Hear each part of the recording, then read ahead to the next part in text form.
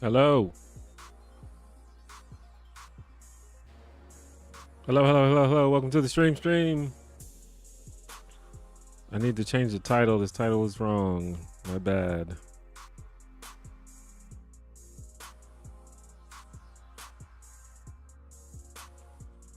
I knew I forgot to do something.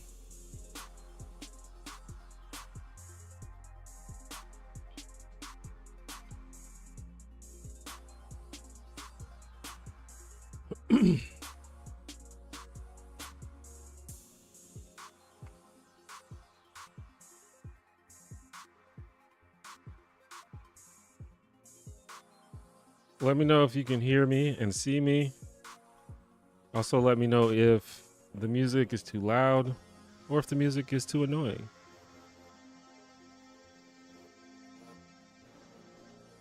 I guess I shouldn't tag everyone. That's fine.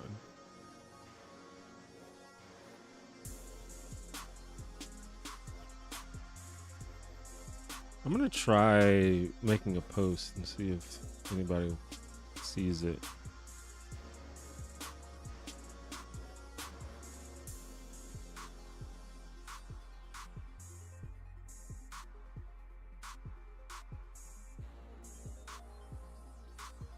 Music is too loud.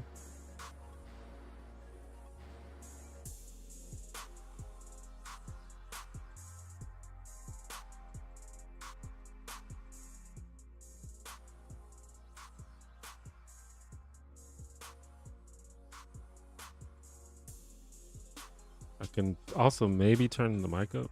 Well, kind of not really.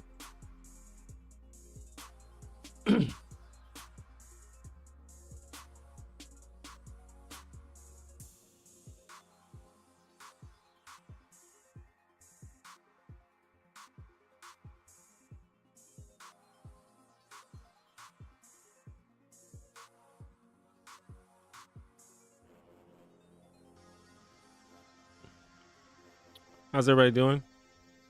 Can you hear me? Yeah, I've had some issues where the music is too loud and no one says anything until, and I don't notice until I watch the stream later. So let me know.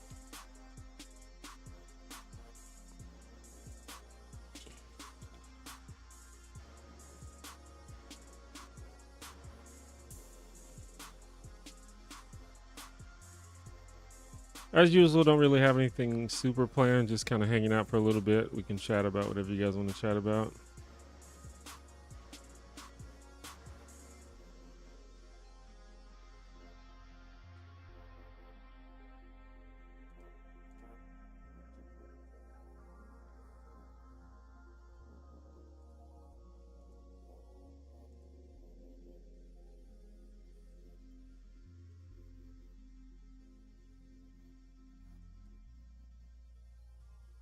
How's everybody doing this fine evening?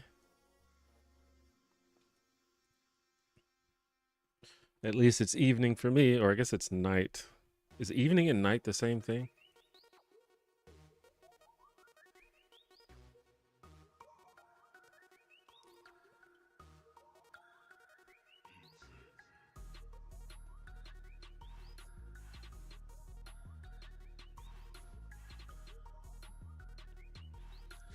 My birthday is next week. That's something interesting.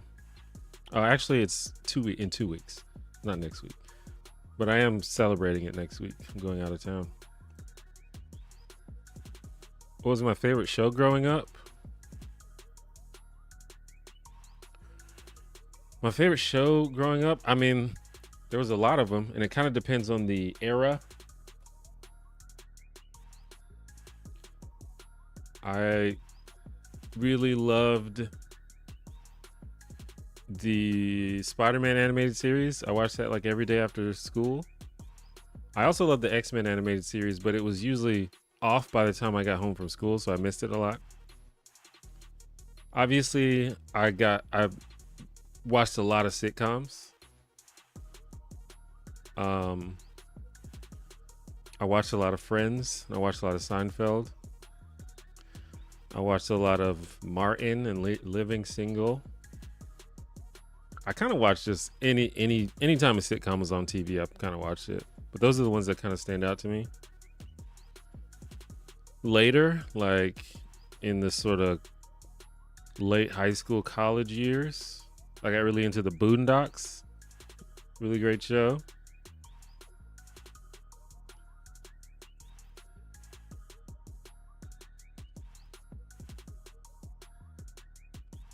Let's see if there's anything else that I just watched religiously.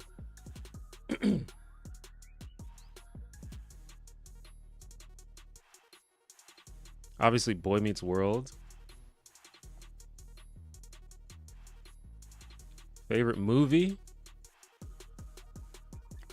That's another hard one. I can never say what my absolute #1 favorite movie is. There's like a range. I'm a big fan of Tarantino.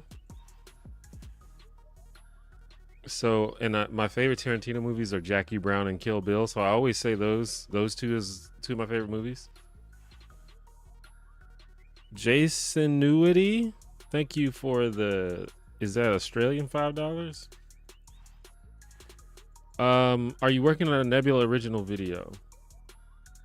Am I working on a Nebula original video? I wouldn't say that I'm currently working on it, but I have ideas for Nebula originals. But yeah, we'll see. I don't want to talk too much about it, but I have ideas for it. But yeah, I haven't really found the time to really put something together. But thank you for the super chat.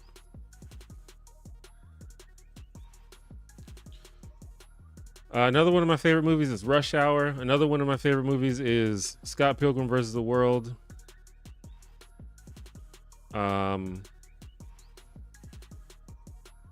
Yeah, that's what comes to mind. I love reading hobby dramas on Reddit. Is there any fun hobby dramas you know of? Hobby dramas? Is that just drama involving a hobby? I don't know.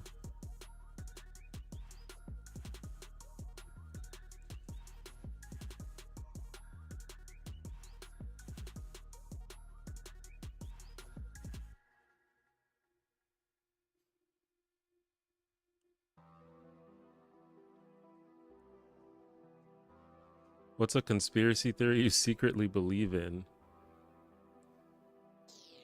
I don't know if there's a conspiracy theory that I secretly believe in, unless it's like something that is known to be true.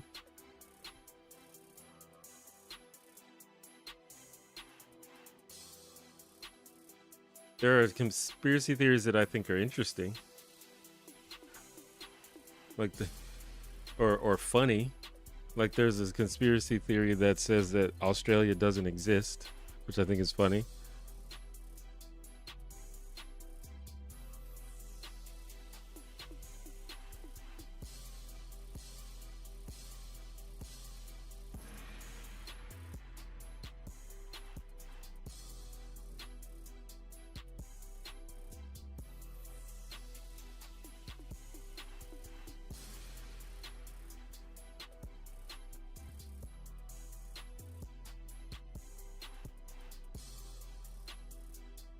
I will say there are some conspiracy theories that have so many like adherents that the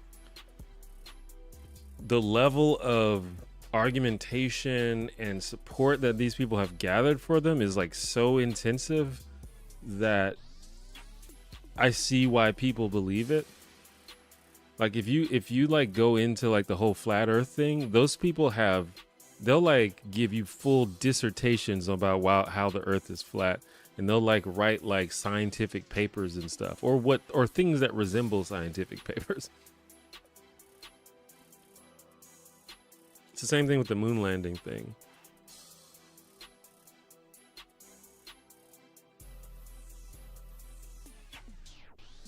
I love Jackie Brown. Yeah, such a great movie. Are you still playing D&D? Any concern about the system with the controversies? I do still play D&D. I'm not sure exactly what specific controversies you're talking about. You can be more specific. I honestly don't pay a lot of attention to like D&D news. I'm not sure. It's weird when people like kind of get up in arms about D&D and like the rules changes and what the company's doing, because it's like you literally don't have to pay attention to any of that to play D&D. That's the beauty of D&D, is you get to make everything up. If you don't like a rule, you can just change it. If you don't like how the company runs things, you don't have to give them money. You literally don't have to pay anything to play D&D. So I don't know. I don't really pay a lot of attention to the news and controversies and stuff, but I'm happy to give a opinion on something if I know what you're specifically talking about. What TV shows are you currently watching on Netflix? None. I don't really watch TV. The only TV shows that I watch are the shows that I'm watching as research for my videos. I don't really watch TV outside of that. I watch a ton of YouTube. That's basically the main media that I consume. I watch YouTube and Marvel movies.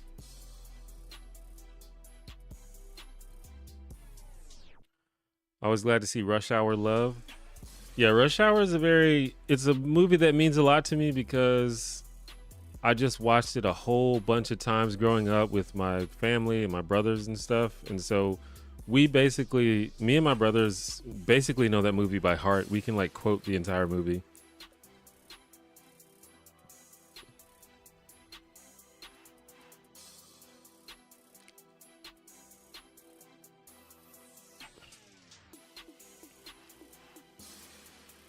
Have you ever accidentally eaten that sticker on the apple? Probably not. I don't remember, but I'm pretty sure that it's edible. I think it's edible, so it's fine. Did I like the Dungeons and Dragons movie? I was thinking about this recently. When I first saw the Dungeons and Dragons movie, my idea was like, my impression was like, that was fine. That was okay. But I've watched it a couple times since then, and it's kind of grown on me. Like, it's just a really fun movie, and it's also like a really good thing to show people. Like, if people ask like, what is D&D like? It's a really good movie to show. It's like, it's exactly like that. It's like a goofy fantasy world. And also it's fun as a person who plays D&D. It's fun to, understand all the references they're making. So that's fun too. So yeah, it's kind of grown on me over time. What's up, Dr. Andy? What are your thoughts on the death of Marianne Faithfull? I don't know who that is.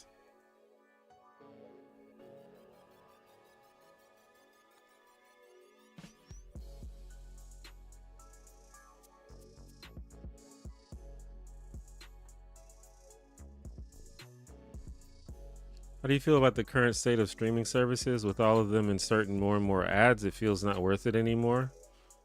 Yeah, it's bad. I think this streaming economy is like super unsustainable, and it's all going to crash in several years. There's too many of them. They keep raising their prices, and they're raising their prices without increasing the quality of the service. In fact, the quality of most of the service seems to be going down. They remove the shows that people like or sell the rights to someone else.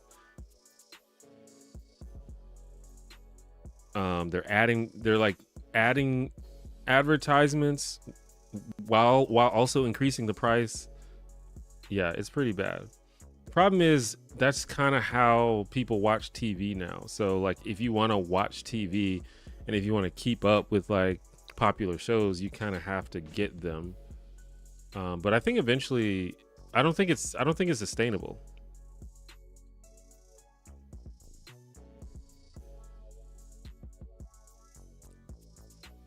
I was referring more to the OGL scandals, which were threatening content creators and third-party creators. They walked it back some, but there's still a fear for creators. Oh yeah, I mean, I've heard a little bit about that. I mean, I think it's bad for them to be, you know, threatening creators with you know, whatever they want to do, like basically preventing creators from making content about D&D. Obviously that's bad. I think it's also stupid on their part. That's one thing like the video gaming industry has kind of realized, is that content creators are good. The only thing that content creators can do is get more people to play D&D. And you know, when people create content for D&D, it just makes more people play D&D, which can only be good for the company. So it's pretty dumb. It's just, you know, it's just more of these sort of like executives who aren't creative and don't really understand the creative ecosystem and are looking for short-term gains rather than sort of long-term, you know, goodwill. But as I said, like, you don't have to participate in that kind of stuff, you know. Like, you don't have to make stuff for D&D, the company. You can still play RPGs. You can still make content that can be used for D&D without like specifically associating it with D&D. But yeah, it's dumb if they're like preventing people from doing that.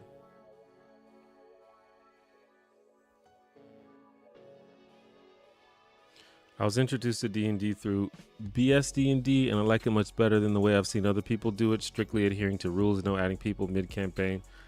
Again, that's the beauty of D&D. You can do it however you want. Some people are very strict, we're going to follow the rules, and some people are very loose with the rules. Some people don't like adding people mid-campaign, and some people do. You just got to find a group that you like playing with. I don't think anything is, you know, objectively better than anything else, but you can do it however you want.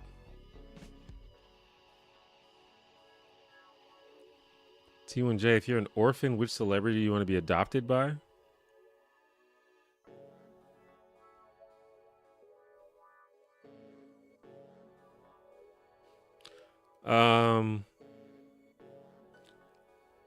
I don't know.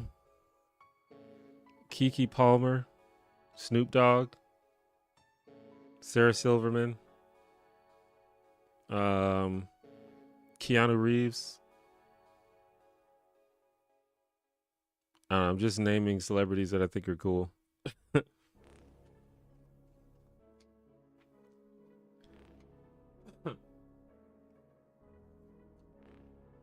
The sticker on the apple is not edible. Are you sure?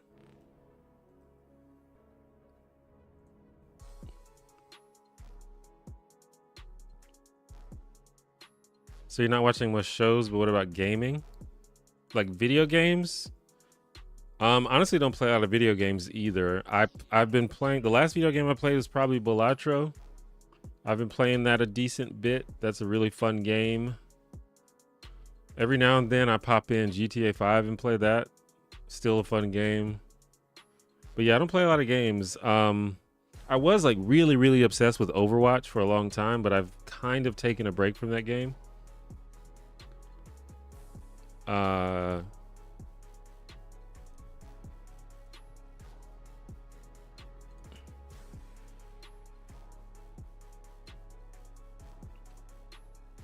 But I haven't played anything recently because I've been fairly busy with work-related stuff.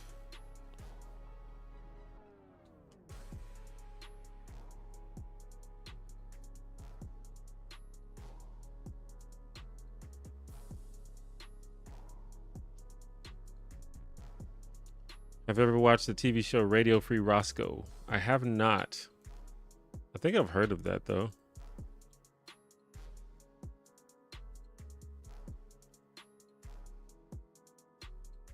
But yeah, I don't know anything about it. Have I considered leaving the country? I have considered leaving the country. I'm not really in a position to do that right now.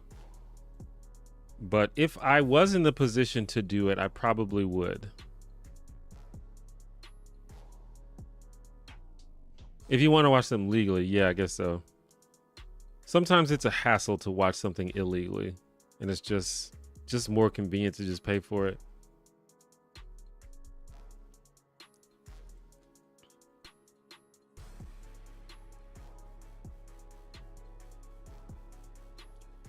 I think Daddy Keanu would be pretty cool. Yeah, he seems like a pretty chill guy.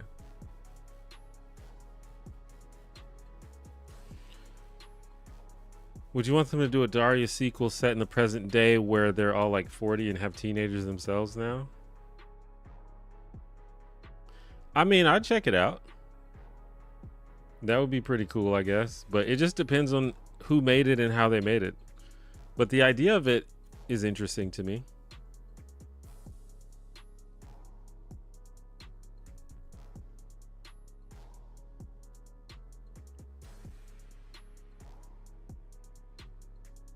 What makes me laugh? I mean, that's a really broad question. I think a lot of things make me laugh. I watch a lot of sitcoms for my videos, and I love sitcoms because they make me laugh. But, you know, there's any number of things that can make me laugh. I think I have a very eclectic taste in comedy. I watch a lot of comedic YouTube stuff. I watch a lot of different genres of comedy. I'm very open to comedy. And also, you know, things just sometimes weird stuff happens in life that you can't help but laugh at. Has Raid Shadow Legends ever sponsored one of your videos? Nope. I don't know if I would do a Raid Shadow Legends sponsorship because I don't think it's a game that I would play. Although it looks kind of cool, but I don't. Most mobile games are not fun to me. I think I've found like 1 or 2 mobile games that I actually like. And also, I just don't think my audience would care about Raid Shadow Legends, so it wouldn't make sense for me to do that.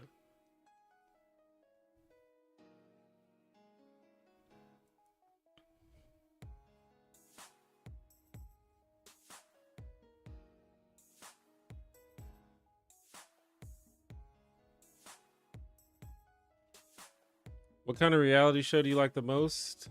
Competition, rebuilding, or just plain old domestic drama shows? Reality show? What kind of reality show? I like competition shows, but like I like sort of like cerebral competition shows that are like strategic. Like I really like The Amazing Race. The Mole is like amazing, if y'all remember that show. I guess Survivor's cool, but I think Survivor is a little bit too messy for my taste. But I do like the strategic aspect of it. So yeah, I like stuff like that.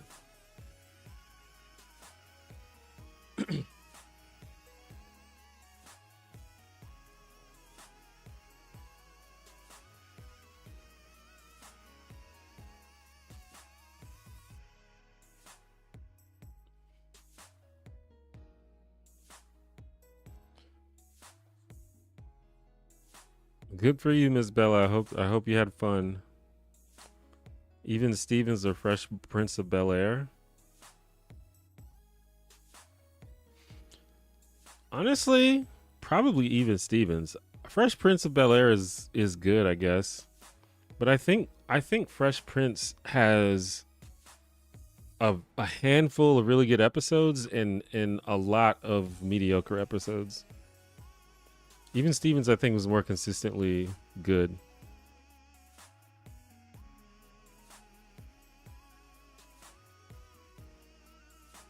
Have you listened to any new music that you've enjoyed?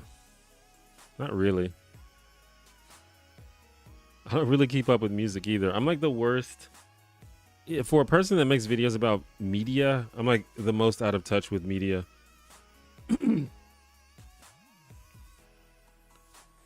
I kind of like Lord dropped a new song recently that I like, but only reason I checked out is because I've always been a fan of Lord. So like, I don't really like seek out new music.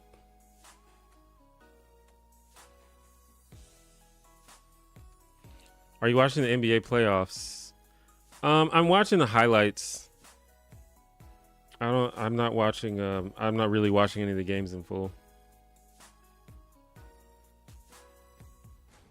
I play Raid, but it's an aggressively monetized game. I play it pure free to play and got some good value out of it. Free content is nice. Yeah, that's a thing. I mean, a lot of these mobile games are like very monetized, and some are just purely pay to win. Like some of them are like unplayable without giving money. You know, just from looking at it, Raid Shadow Legends looks cool. But yeah, I don't. There's no way that I would like actually sit and play that game. Do you get into older shows like Columbo? I mean, there are older shows that I like. I wouldn't say that I've watched them recently, but there are shows that I grew up watching that I like. Like Matlock was my shit back in the day. The Andy Griffith Show, really good. I don't know if I've ever seen Columbo specifically though, actually. MASH, if that counts, great show.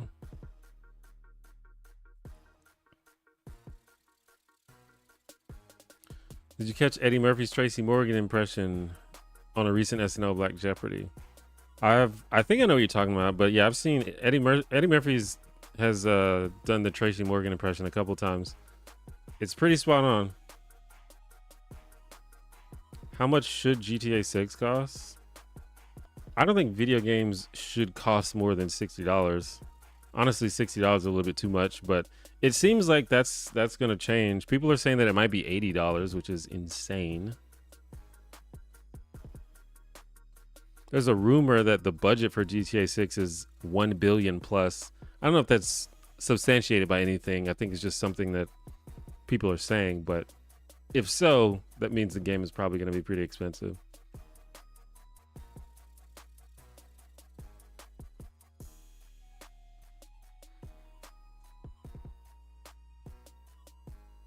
Do you know any martial arts? Nope.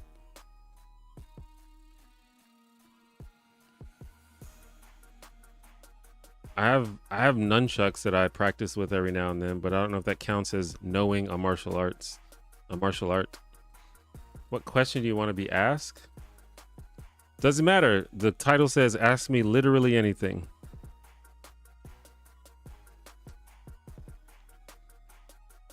Do I have questions for you? My question for you is, how are you doing? Where are you at?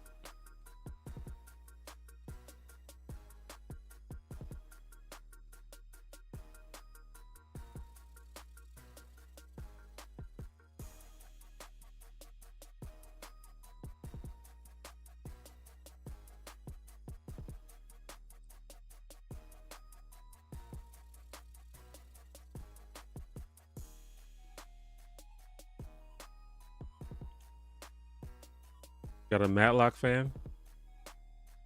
Also, Matlock has a banger theme song.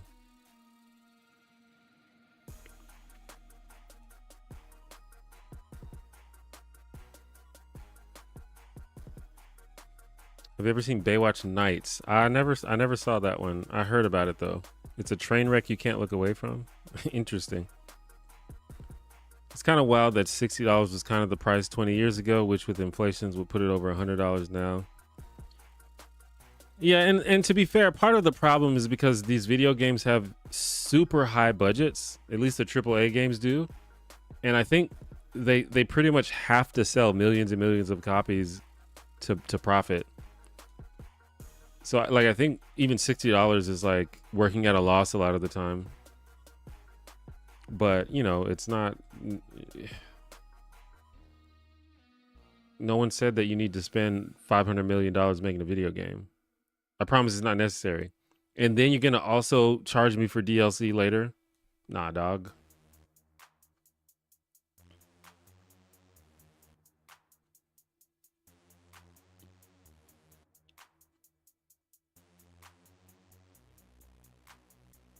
Any new sitcom videos coming out? Yep. Keep an eye out. I will say I actually have a new video coming out soon. In fact, it's already uploaded, but the problem is I'm waiting for some copyright stuff to get sorted out. So as soon as that's happened, there'll be a new video. Hopefully that gets resolved soon. Have I been to Athens, Georgia before? I don't know if I've been to Athens specifically. I've definitely been to Georgia a number of times because my dad lives in Georgia, but I don't know if I've been to Athens specifically. I've been to like Atlanta and Decatur and some other smaller cities. What's your opinion on Elon Musk? I think he is cringe and bad for the world.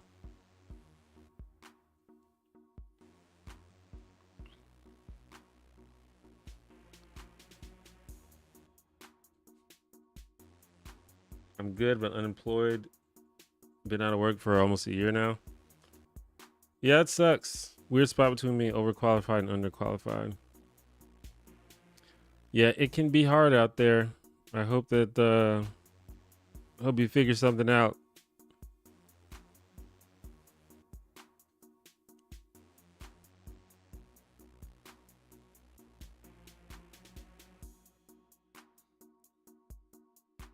Best book you ever read?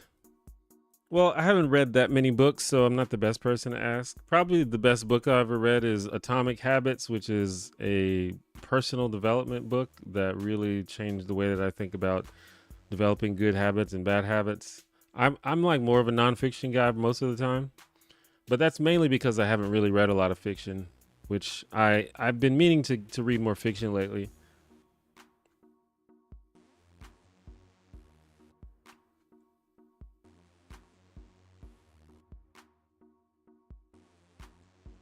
Have I seen 2.5 Men? I have seen 2.5 Men. I haven't seen like every episode, but I've seen a decent amount of it.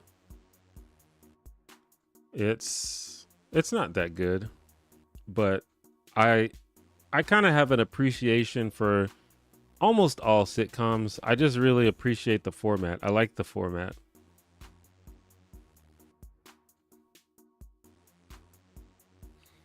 Is GTA 6 real? It appears so. They just dropped a trailer the other day.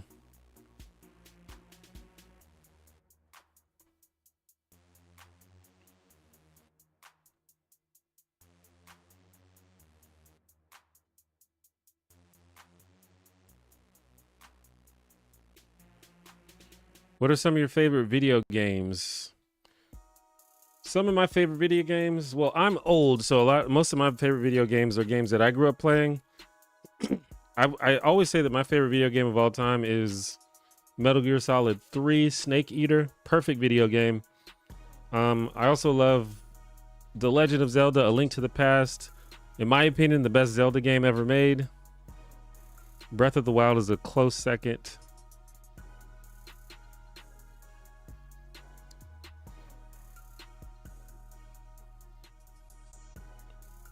Tears of the Kingdom is good, but it's too much. Too much going on in that game. It's fun, but Breath of the Wild was like just enough.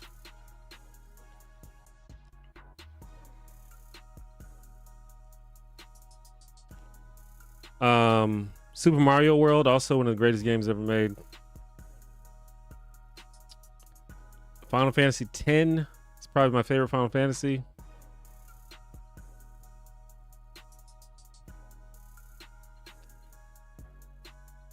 Like I said, I'm old. I'm sure that there are very good games that are more recent than the ones that I named. But A, I probably haven't played them. And B, you can't beat nostalgia.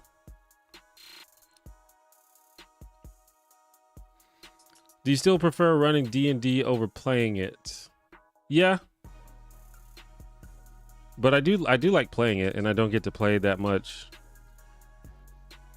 But yeah, I like being in control. That may be a little bit like problematic, but I enjoy being in control of what's going on.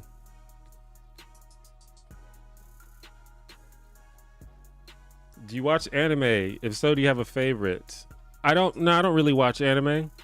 When I was like in college, I watched a decent bit of anime because my roommate in college was really into anime. And there are a few that I really like. I got really into Naruto back in the day. I used to watch that religiously. My favorite anime of all time is pretty stereotypical, but I would say Cowboy Bebop is the greatest anime that I've ever seen. But you know, as I grew older, I don't know. Anime is not my jam. I've gone on this rant before, but I think anime is just, it's a weird genre. I have a lot of problems with the typical conventions of anime, and I will say I have mostly only seen the shonen type, the shonen archetype of anime, and I know that there are other types of anime, and I would say most of the problems that I have with anime are probably specific to the shonen archetype.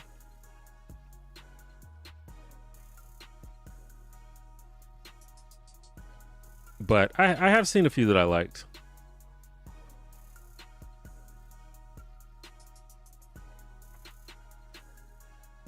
Have I seen Married with Children? Yes, I have. That's one of the shows that I watched a lot when I was younger.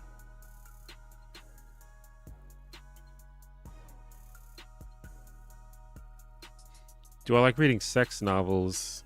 I don't know if I've ever read a sex novel. I've read novels that have sex in it, and I think that's fine. I could probably get into a sex novel if it was good. I don't have any problem with erotica or erotic media. I'm in favor of it. I'm the furthest from a prude that you'll probably find in a person. Is there a video you made that you consider essential or especially important? I don't really think that I get to classify my own videos as important. That's kind of up to y'all if you think it's important. Have you seen Kevin Can F Himself? I have seen it. I've only seen like the first 2 episodes though, but I really liked it. I need to finish it actually. It's on my list of things to finish because I think I might want to do a video about it.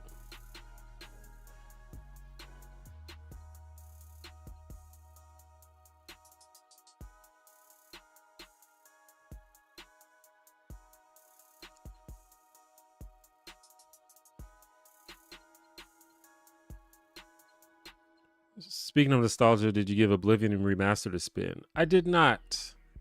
I played a little bit of the original Oblivion. I don't think that type of game is really my jam, I guess. I mean, I played a decent amount of Oblivion, but yeah, no, I didn't try remastered. Have you ever let your hair go into an afro? Definitely. I've done a lot of things with my hair. Maybe I can find a picture.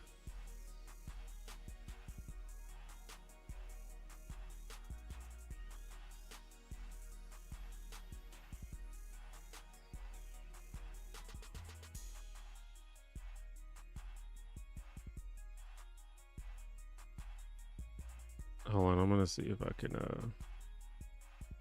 let's see if I can find some old pictures.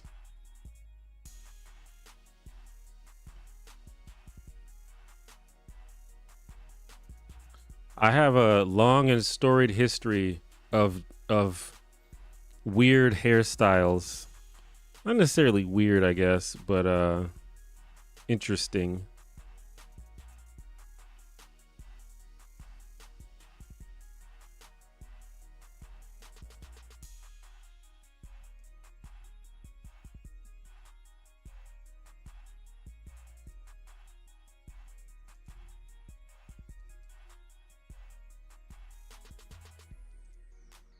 I found a couple.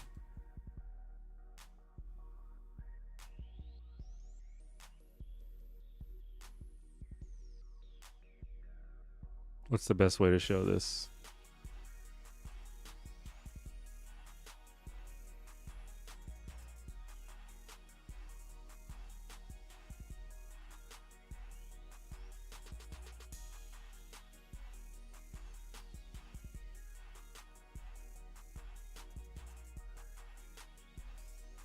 Here's some pictures. This is I mean, this is just basically what happens when you're letting your hair naturally grow.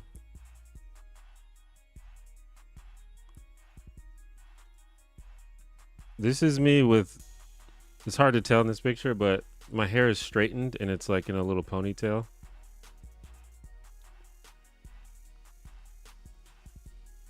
This is when I had braids. This is back in the old days when webcams had a shitty quality. I have braids and I think I have beads on the end of my braids actually. And here's me with an afro to answer the question. So there you go.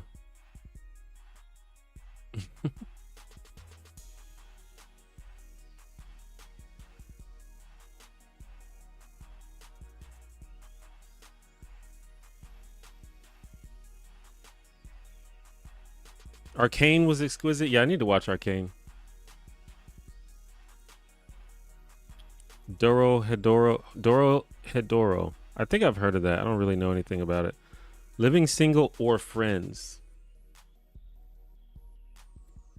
I love both of those shows, actually. I gotta give it to Living Single, I guess, because Friends is clearly a ripoff of Living Single, which came first. But I do like both of those shows. I think since Friends got to go on longer, they got to like develop the characters and storylines more. But Living Single is an iconic show. I'm probably going to do a video about that, even though whenever I do a video about a black show, it doesn't get any views, but I might do it anyway. What are your favorite music genres or artists? I'm pretty open to a lot of music. I probably would say, I mean, and like I said before, I don't really keep up with modern music. But growing up, I always loved, I mean, I love hip hop and I love classic rock and I love sort of like indie pop rock type stuff. Especially like, I really like female-led indie pop. Like Lorde and Billie Eilish and stuff like that. I guess Billie Eilish is an indie, but it has an indie sound to it.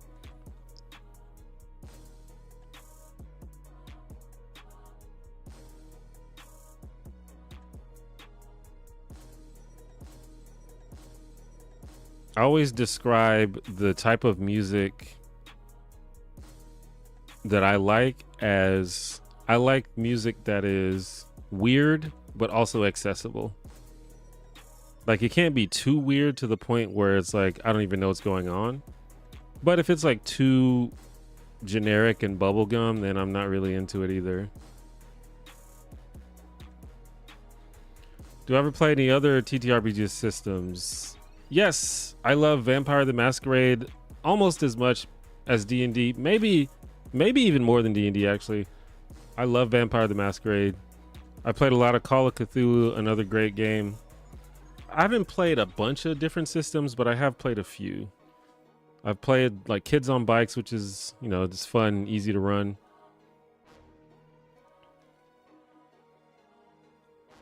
Do I have any children? I do not. Love the retrospectives. I appreciate that, C Dizzle. What movies have you watched? That's a super broad question. Am I supposed to list all the movies that I've watched? Is that what you're hoping will happen? Seems like a strange request. I don't know that I can do that.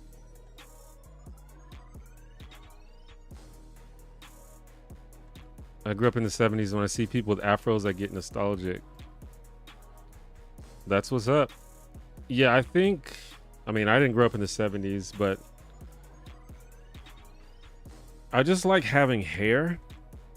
And also my mom was a hairstylist. So I don't know, hair was just like a big part of my family and I always was doing weird stuff with my hair. I don't think it was very common for people when I was growing up to have afros. But every now and then you'd see one. I think it's more common with women than men. There was like a period, I think, where Ludacris kind of made the afro cool.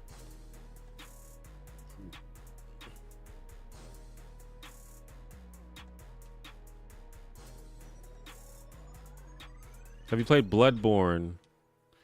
No. I don't like the sort of like difficult rage games like that.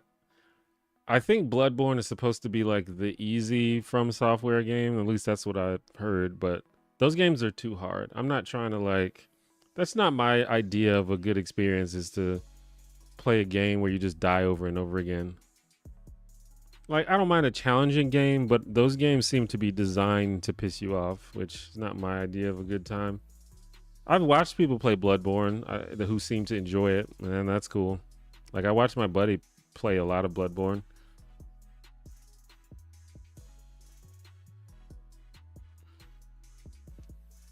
When you do choose to be a player in D&D, is there a specific character class you like? Do you have opinions on multi-classing? I like playing support type characters. I like playing like druids and bards and clerics, stuff like that. I generally try to come up with just cool ideas. I don't necessarily try to make strong or OP characters. I just come up with like something that I think will be cool. And often that involves multi-classing. But I will say I don't really multi-class that much because I like reaching a high level in a class. And multi-classing kind of prevents you from doing that unless you're playing a really long campaign. So usually I just stay with the same class because you get the cool features usually at higher levels. You should check out the British Friends coupling. I have seen coupling. It was a long time ago though. I can't remember if it was good.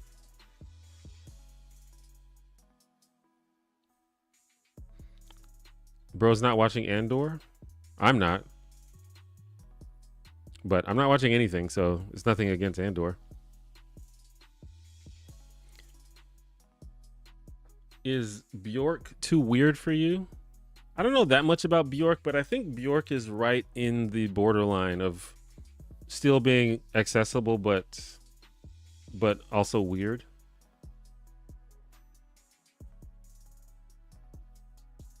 But I would have to listen really because I don't know that much about Bjork. But I remember like listening to Bjork back in the day and thinking it was cool.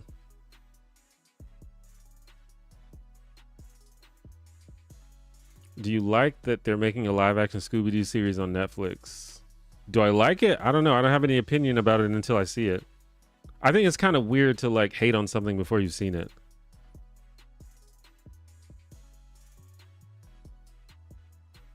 It might be good. It might not be good. Who knows?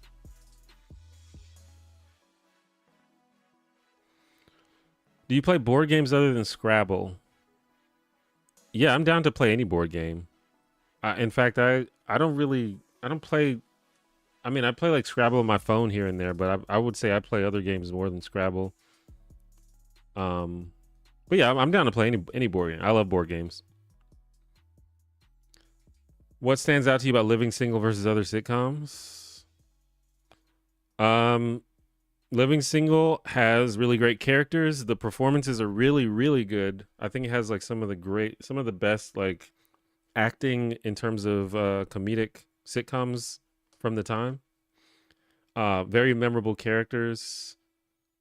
And, you know, I would say it's not like the most groundbreaking or life-changing sitcom ever. It's just about a group of friends hanging out, doing stuff and going on dates and stuff. But I don't know, you really fall in love with the characters and you really like root for them. It's cool.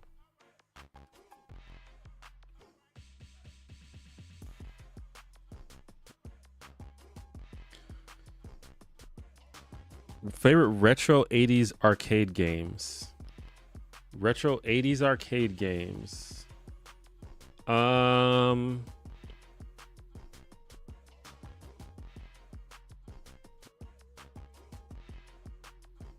What are the, I mean, like the original Punch Out arcade game is really good. Donkey Kong Jr., I suppose that was an arcade game. I've only played on NES, but I've always been a big fan of Donkey Kong Jr. I think it's better than the original Donkey Kong.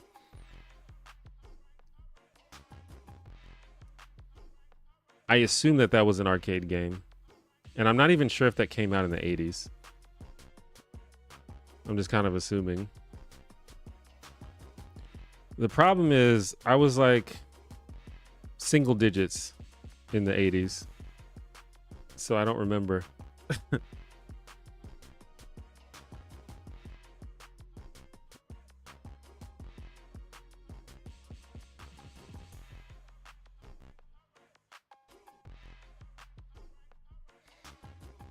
What are some D&D characters you've made?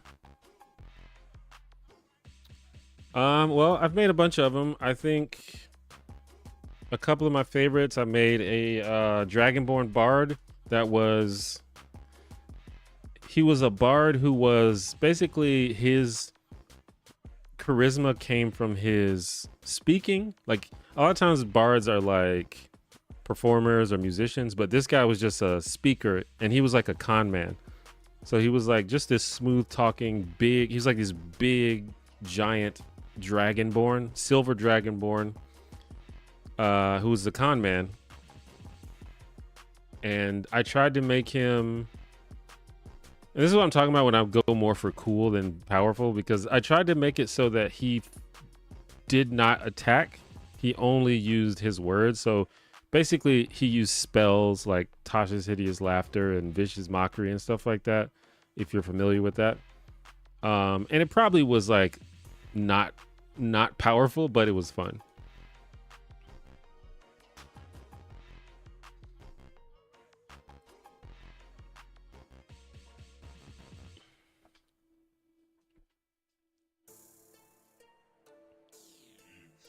Have I seen Still Game? Nope.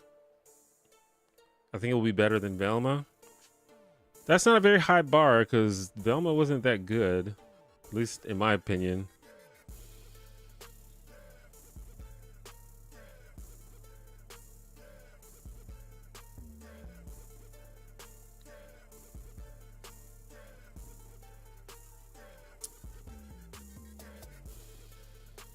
I just watched your Religion is a Waste of Time vid, and I agree people just try to control and demand you to follow them.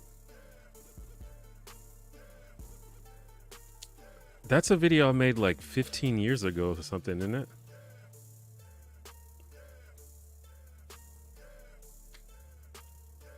I vaguely even remember making that.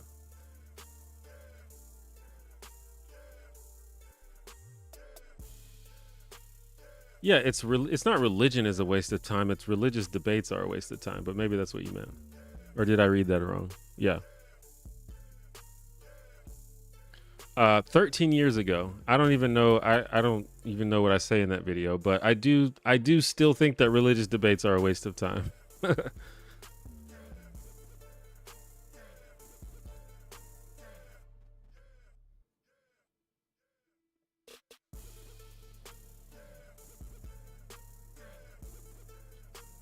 List your top 5 fruits.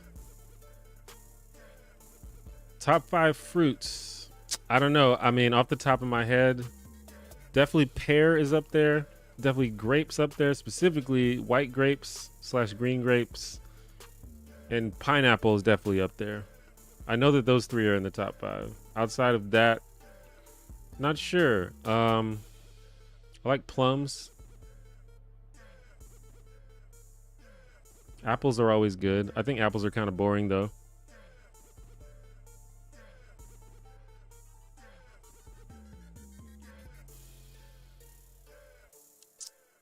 I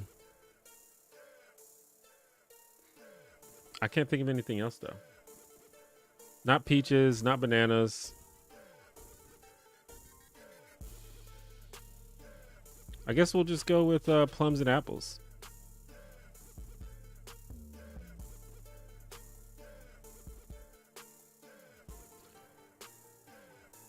Can you make a Scooby-Doo retrospective video in the future?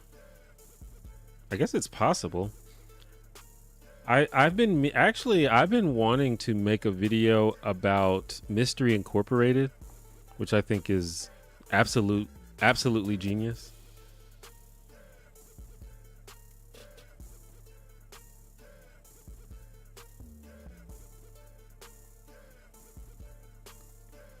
Pac-Man, Tempest, Moon Patrol, Pole Position, Millipede, Paper Route, Frogger. I've heard of most of those. How not to being annoying noob in first games of D&D.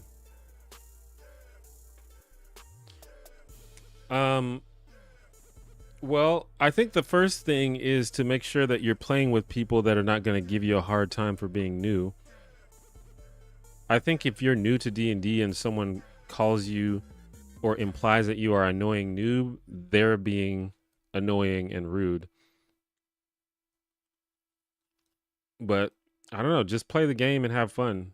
Just try to have fun and try to, you know, let other people have fun and you'll be fine. GMO, thank you for the $9.99. T1J, favorite K-drama if you've seen any. I don't think I have seen a K-drama before. I don't believe I have. I am open to recommendations though. I have a friend that's really into Korean media. I should probably ask him.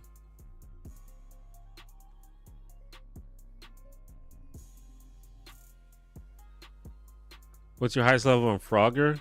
I have no idea. The only version of Frogger that I've played is the PlayStation version. I've never played the original, and I could not tell you what level I got to.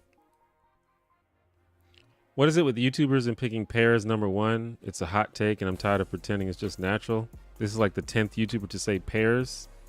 Pears are delicious. I don't know what the problem is. I love pears.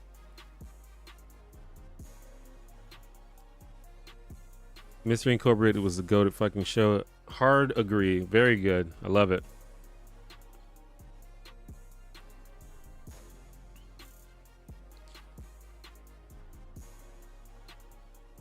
Honeydew melon. Yeah, I'm not a big melon person.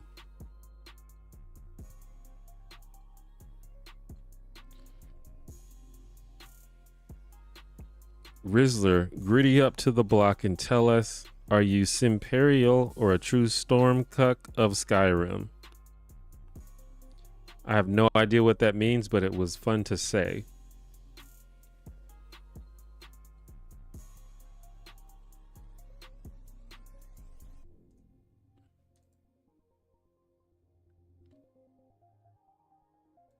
Which one is better? What's New, Scooby-Doo or Mystery Inc? Definitely Mystery Inc. Mango, dragon fruit, or kiwi? Yeah, I wouldn't put any of those over the 5 that I said. Mango is cool. I don't want to just eat a mango. I think mango is good in, you know, when you use it to flavor other things or to add a little bit of a kick to other things. I don't want to sit and eat a mango though. I mean, it's fine, but it's like, it's not really my jam. Same thing with kiwi. I don't have a lot of experience with dragon fruit, but I feel like I remember it as being okay. Since you prefer Vampire the Masquerade, do you think a first-time player should try that over D&D? In general, no, but it kind of depends on what kind of person it is. If this is a type of... See, the thing about Vampire the Masquerade is that it's very, very roleplay heavy, and most new players, it takes them a while to get used to roleplay. So in general, I would say no. But if you have a person that seems interested in role-playing, and in sort of like political drama and intrigue, then sure. Or if they just really like vampires, then yeah. But in my experience, new players are a little bit timid about roleplay when they first start. And with D&D, there's other stuff to do than roleplay. You can fight and you can strategize and stuff. And you roll way more dice in D&D than you do in Vampire the Masquerade, so I would generally prefer that for new players.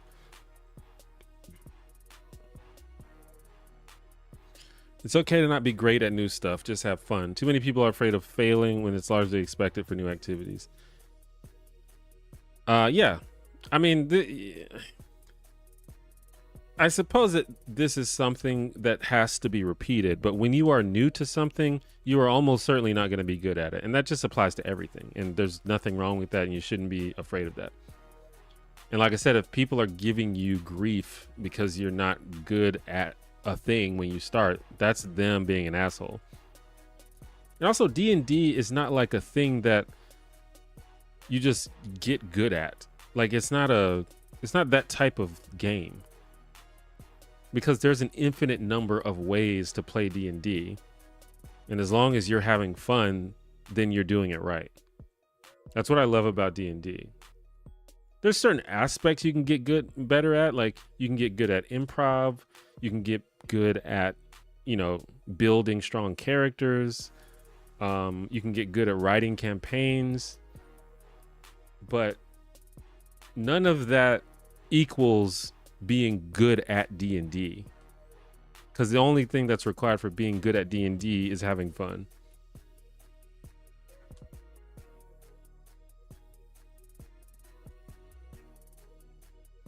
What kind of music do you like? I talked about this a little bit earlier, but I like hip hop, and I think the two artists that most closely exemplify my taste in music is Outkast and Lorde. They're both weird, but also accessible. And there's the hip hop, and then there's the sort of pop, and I like both of those. Am I a Paramore fan? I love Paramore. See, that's a good call out right there. I would say Paramore is one of my favorite bands of all time. Clarissa Explains It All versus Secret World of Alex Mack. That's actually a tough one, but I'm probably gonna give it to Clarissa Explains It All. Just because it's a sitcom, and I just love sitcoms. But Alex Mack was dope. Do you have any shows you finished recently you recommend? Daria. Maybe an obvious one since I just made 2 videos about Daria. But Daria is brilliant. If you haven't seen my videos about it, I watched it and was very sort of surprised at how good it is. It's really, really good.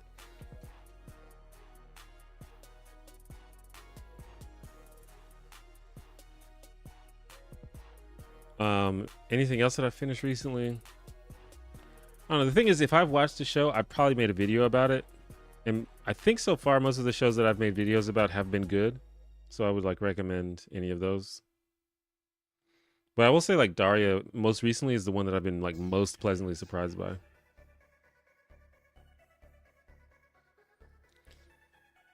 Watch Skyrim Brain Rot and everything will make sense. Okay. Have I seen The Wire? I actually haven't seen The Wire. That is one of the many sort of famous, beloved shows that I have not seen. Have I heard of Trench Warfare? Is that a show?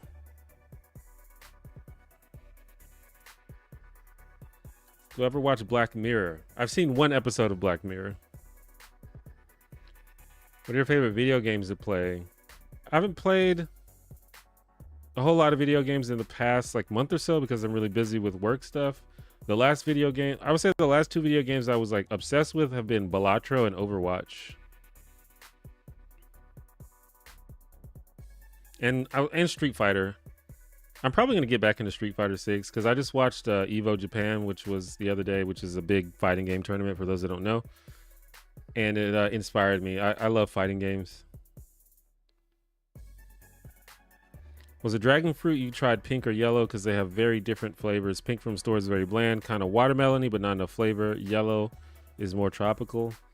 Yeah, I believe it was pink. But it's, I haven't really had it that many times. So I should give it a try. I'll see if I can find some yellow dragon fruit.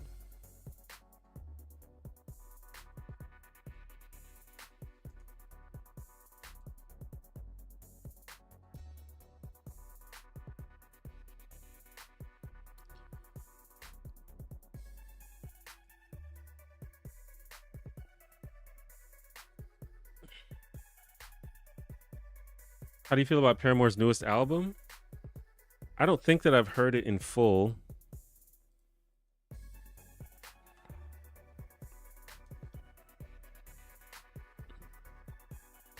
But I don't think that I have ever heard a Paramore song that I don't like.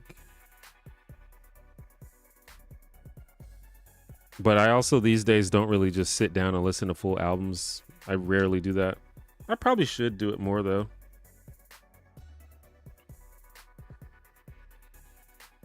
Ever played Infamous? That's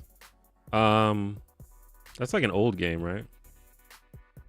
I don't think I played it. I don't think I've actually played that. Doug Disney versus Doug Nickelodeon? Definitely Doug Nickelodeon. I don't trust people who would say that the Disney version was better. I feel like this is like objectively wrong. I mean, I'm kind of kidding, but yeah. They made a lot of weird changes in the Disney version.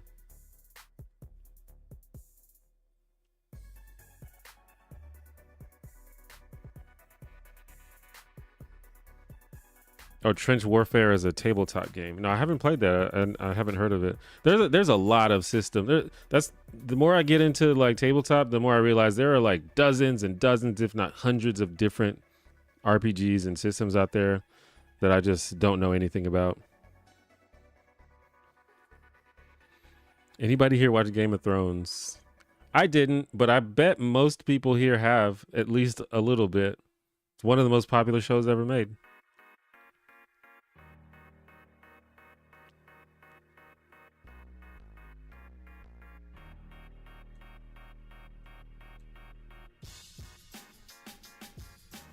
I would like to like join some groups that play other games, because right now I play with my group of friends, and we're a pretty solid D&D group. There's not a whole lot of interest in branching out of D&D, which it's just one of those systems where I convince my friends to play D&D with me, and they enjoy it, they have fun, but they're nowhere near as obsessed with TTRPGs as I am. So I need to find some people that are as obsessed as I am.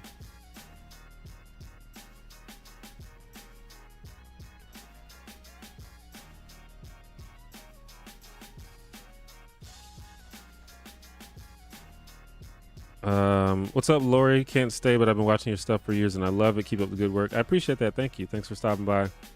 Expedition 33.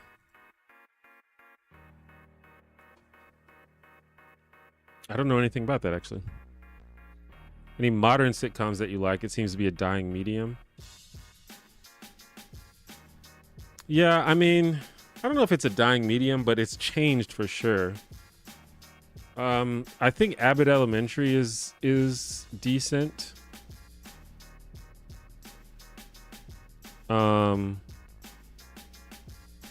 feel like that's probably the most recent one that I've actually seen a decent amount of.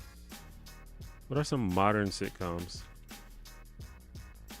I watched The Middle. I think that's a modern one. That one's pretty good. Oh no, that's 2009. Never mind. 2009 and 2018.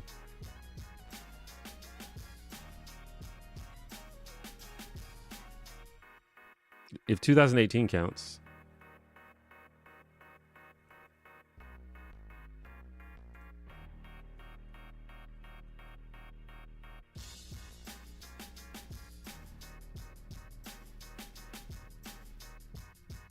Yeah, I don't know. I think just I need to see. Yeah, there doesn't seem to be that many. At least not as many as there used to be, like back in the day.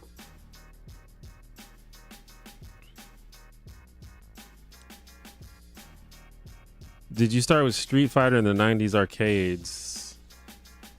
I wouldn't say that I started. My first experience with Street Fighter was probably Street Fighter 2 on the Super Nintendo. But I definitely played other Street Fighter games in the arcades after that. Especially when the Versus game started coming out. I played so much X-Men vs Street Fighter in the arcades.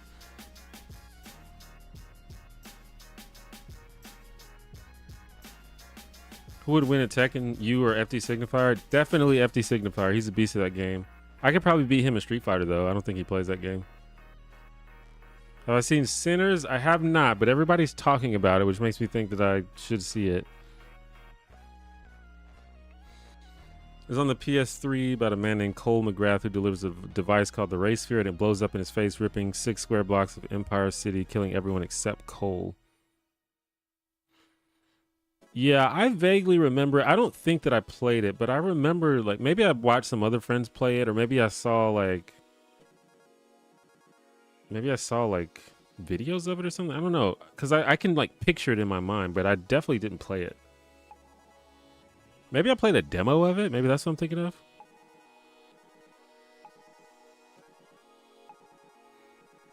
Be careful with the yellow dragon fruit. Like plums, you don't want to overdo it. Okay. You're not selling it very well.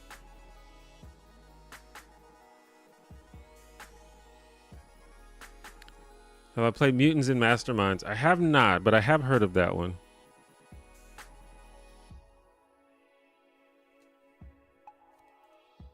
Do you watch The Last of Us? Nope.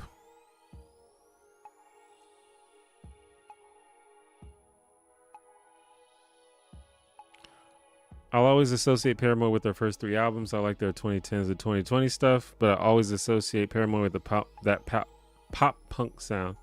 Yeah, I think that's fair. I mean, that's definitely those are the stuff, the songs that, you know, made me and probably most people fall in love with them. So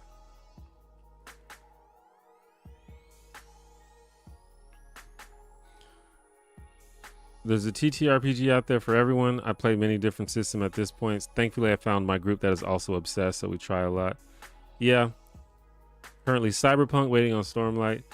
Yeah, maybe I can convince my group to try different things. I did get them to play Vampire with me. I got them to play Call of Cthulhu with me. So I can maybe find some other things.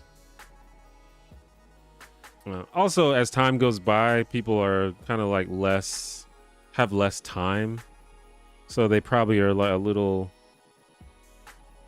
more anxious about giving up their time for something that they're not sure about.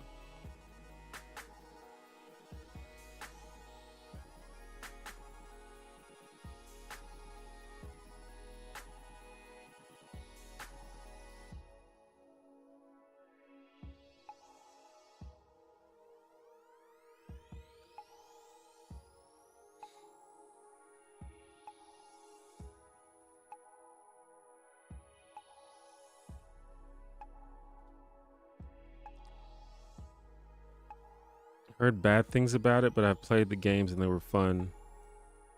They made an Infamous show? What's your best travel experience? Unfortunately, I haven't really got to do much traveling in my life.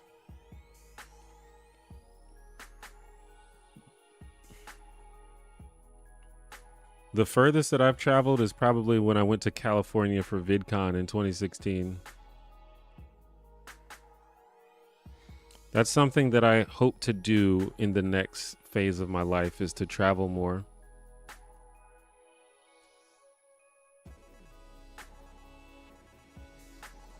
Would you or FD win at a game of basketball? I don't know. I haven't played basketball in like 20 years. I don't know. Does he play basketball? I don't even know if he plays. I used to play a lot when I was a kid. I definitely do not have the stamina to play like a full game of basketball right now, but I probably still have some of the muscle memory from it. I would crash out in like 10 minutes, but I can maybe get a couple shots in.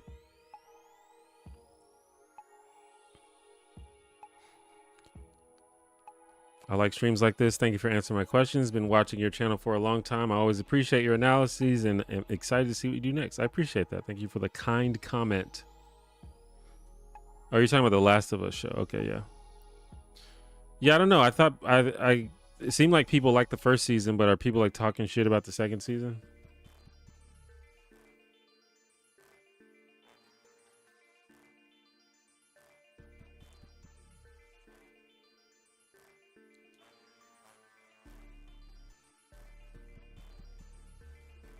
Have you tried to convince your D&D group to play other games that they're not interested or never asked and just have a feeling? I've asked them to play certain things. And like I said, I've gotten them to play Vampire and I've gotten them to play Call of Cthulhu. They actually seem to like Vampire, or at least some of them do. There's one of my players that refuses to play Vampire because I think they think vampires are cringe, so they don't want to play it. But the way that we usually do it is we have a main D&D campaign, and then when someone can't make it, or if there's like a special occasion, I'll be like, well, let's do a one shot and let's try something different for the one shot. Let's try like a different system or something. And if it's not something they're familiar with, they're usually very timid about it and aren't enthusiastic about it, basically.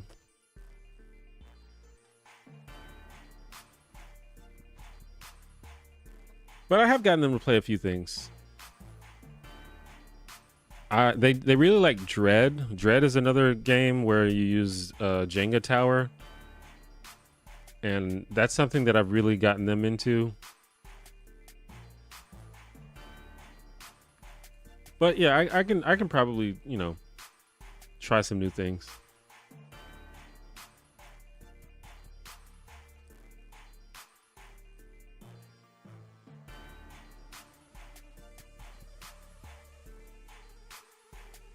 Are you at all excited about the new Office spinoff, The Paper? I don't think I knew about that.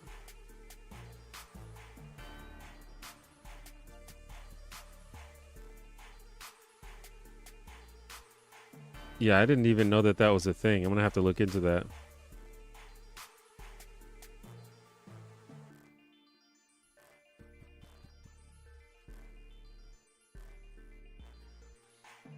I don't think you and FT Signifier look similar at all, and you sound totally different. I agree, but you know, I get confused for him so often, probably more often than you could even think.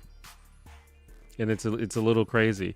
I used to think it was just people like trolling, but I genuinely think people can't tell us apart sometimes. And listen, there's some level of, there's a level where it's harder for people to tell other races apart, and I think that applies to all races.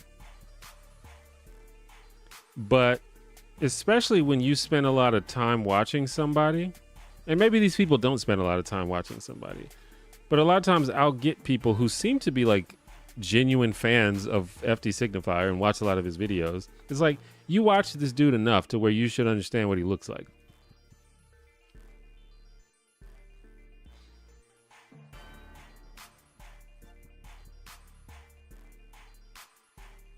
But you know, it's a weird thing. It's not really worth being upset about. It is interesting though.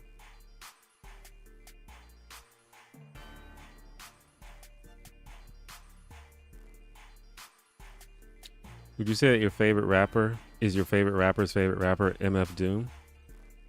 MF Doom is cool. I wouldn't say he's my favorite rapper though. But R.I.P. He was definitely a groundbreaking artist.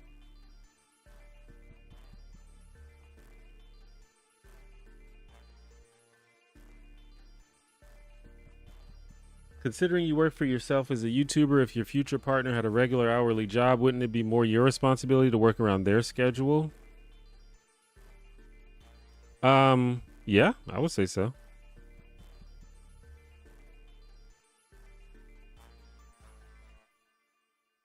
Assuming that you're trying to put effort into, you know, spending time with them and maintaining a relationship, I would say yeah.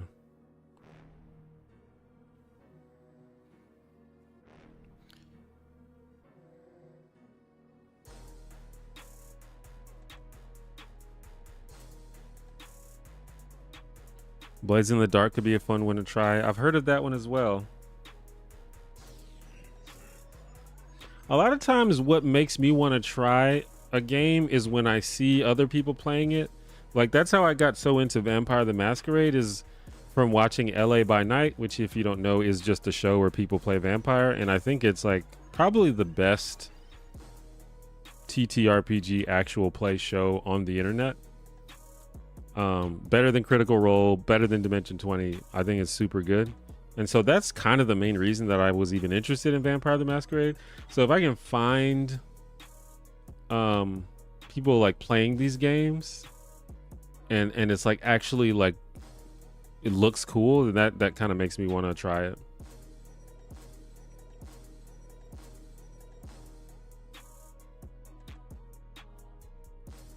Are you still sculpting, painting figures? Anything you can show us? I don't think I have anything that is painted. I have a lot of miniatures laying around, but they're unpainted. Usually when I paint a mini, I like take it. Like we play at my buddy's house, and so all of my painted minis are over there, I think. But I have minis all over the place.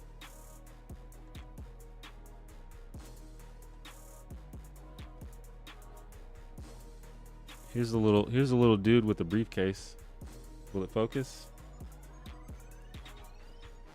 No.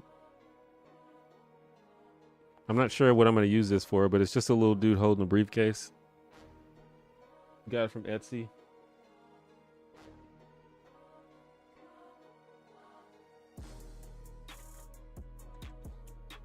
This is a little lion centaur lady. These are like gonna be painted at some point. So yeah, I got a bunch of them. They're just not painted.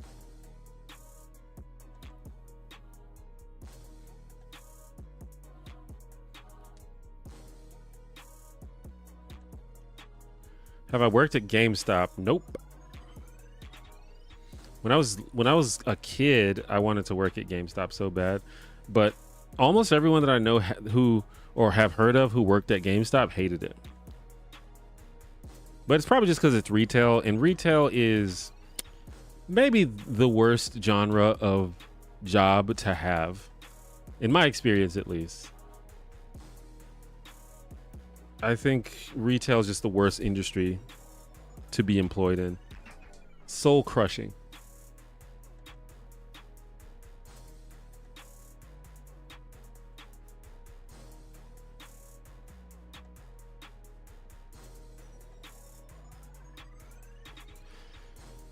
What was the best D&D campaign you ever did? Well, me and my group recently finished running Curse of Strahd, which is pretty beloved campaign, and for good reason. It was really, really fun. That's probably my favorite one that I've run so far. If you don't know Curse of Strahd, it's a D&D adventure about a vampire called Strahd who's an asshole, and you get trapped in his realm and you have to figure out how to escape.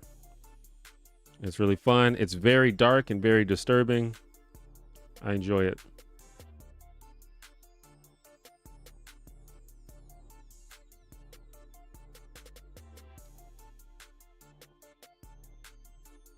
It looks pretty good. How often do you do them? Do them in terms of like how often do I paint the minis? I buy a lot of minis, and I 3D print a lot of minis, and I paint a lot of minis. I'm like constantly doing it because I use them in my game. I'm a big maps and minis guy. Like a lot of dungeon masters just like to use theater of the mind and to just do everything mentally, but I like to have the minis and stuff on the table, so I always am working on it. Have I considered becoming a screenwriter? I think that might be interesting to try.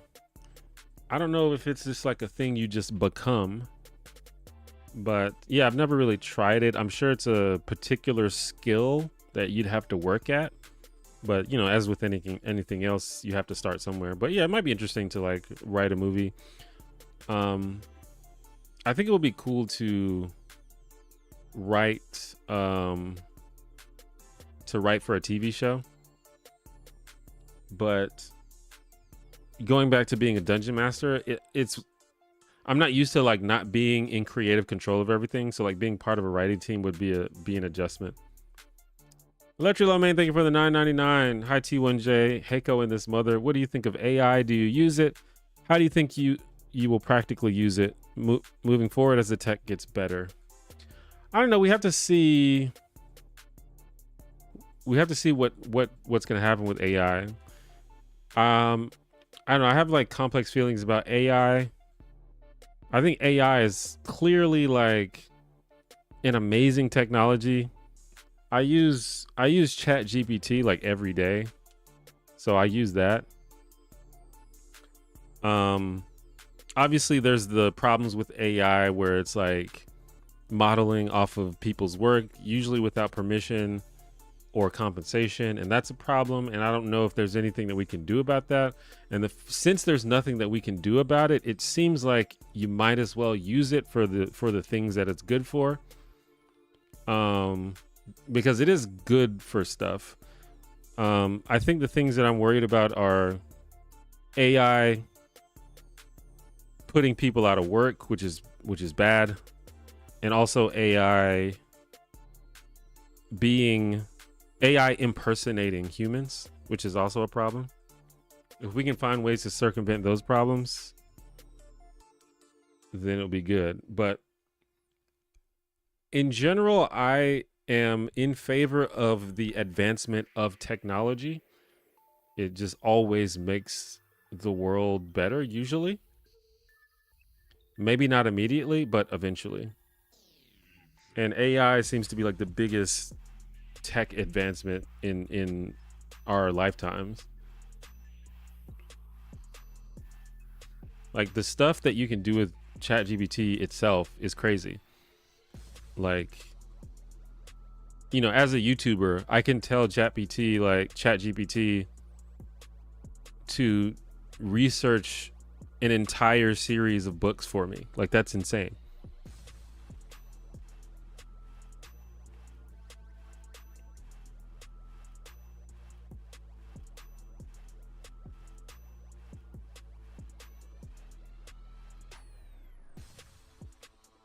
Do I have any kids? I do not. Not to my knowledge, at least. I saw TikTok of how the term sellout doesn't get thrown around as it used to, and how it may seem like a good thing, but felt it could also be bad. Is some gatekeeping healthy in media? I mean, it's probably a case-to-case basis. I tend to be against gatekeeping, but I'm sure you could find an example of where it might be acceptable. But, you know, calling people sellouts, I think, was always problematic. I don't think it was ever justifiable. But I think like people these days just kind of understand like it's hard out here, because usually people the people who were calling people sellouts were like teenagers when the musician that they like did a commercial for Coca-Cola or something. It's like, oh, there's a sellout. It's like, no, they're trying to make a living, you know? And they probably like Coca-Cola. Like, why can't you do a commercial for a product that you actually like? So I don't think the sellout thing was ever made sense.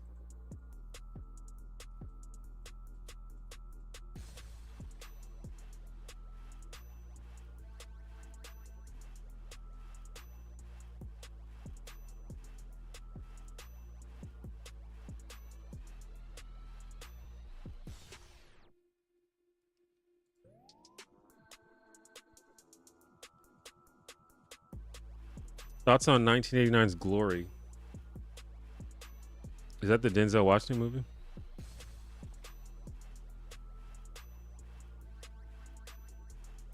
Oh yeah, I don't remember it. I think I like it though. I don't remember having. I'm pretty sure I've seen it before, but I don't remember I don't remember it being bad.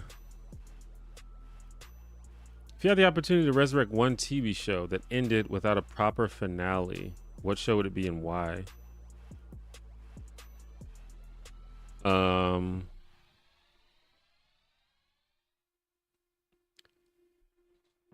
don't know.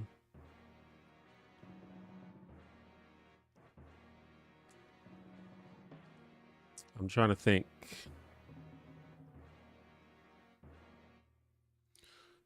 Honestly, the answer that's coming to mind right now is the Bernie Mac show, which I did a video on that didn't get a lot of views, but That show's really good, very underrated show, and it didn't really get a finale. In not specifically because Bernie Mac died, but since he died, it probably wouldn't have gotten a finale even if the show didn't get canceled. That's just the first thing that comes to mind. Most of the shows that I can think of that I like did have finales. I think of like Boy Meets World. It technically had a finale. It was bad, and I wish that they could go back and make a good one.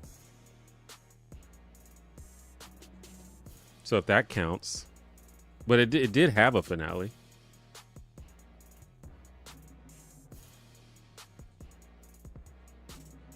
What's up, Aaron Weiss?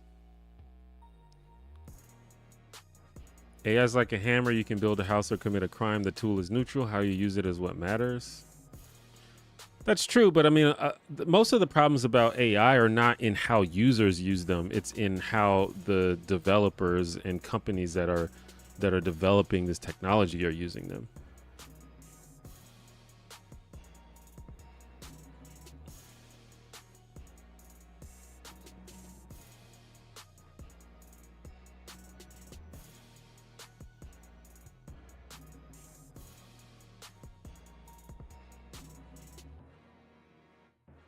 Mine is probably the last season of Dexter or the last season of Game of Thrones. Yeah, I never seen either of those shows, but I definitely heard everybody complaining about the last season of Game of Thrones.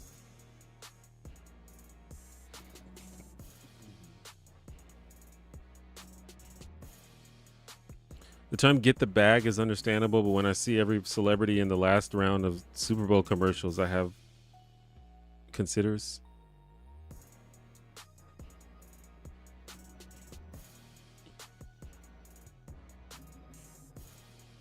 I think there's some level of responsibility you should take when you're doing endorsements or sponsorships and stuff like that.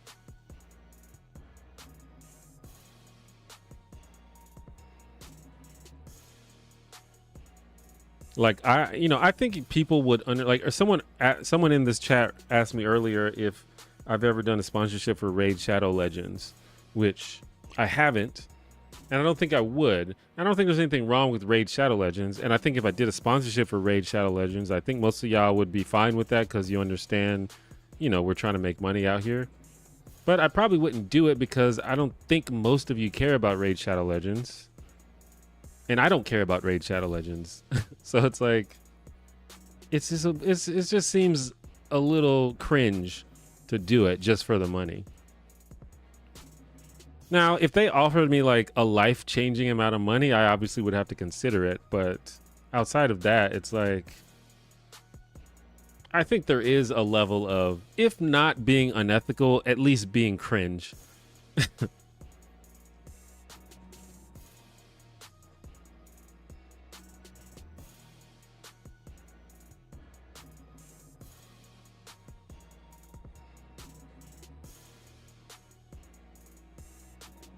Like if I got like really, really famous, an easy way for me to make money would be to like launch a meme coin, like a crypto coin. But I wouldn't do that because that's cringe and probably unethical. It could probably make me a lot of money, but probably wouldn't do it.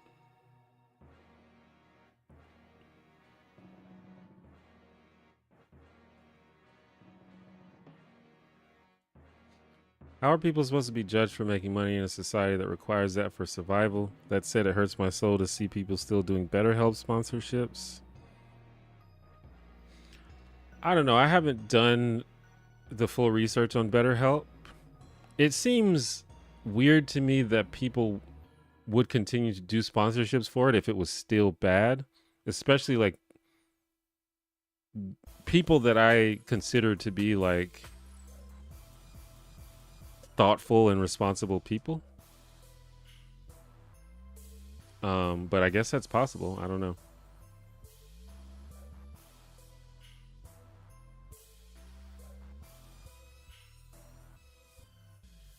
I know they've gotten criticism, but is it possible that they have improved the problems that they had before.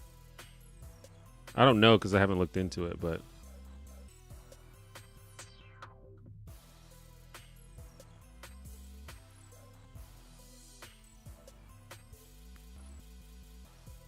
R.I.P. Bernie, indeed. One of the goats for sure.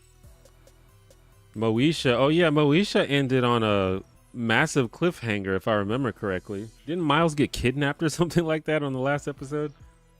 Or in the last season? Your Daria videos have been great. I appreciate that, Herb.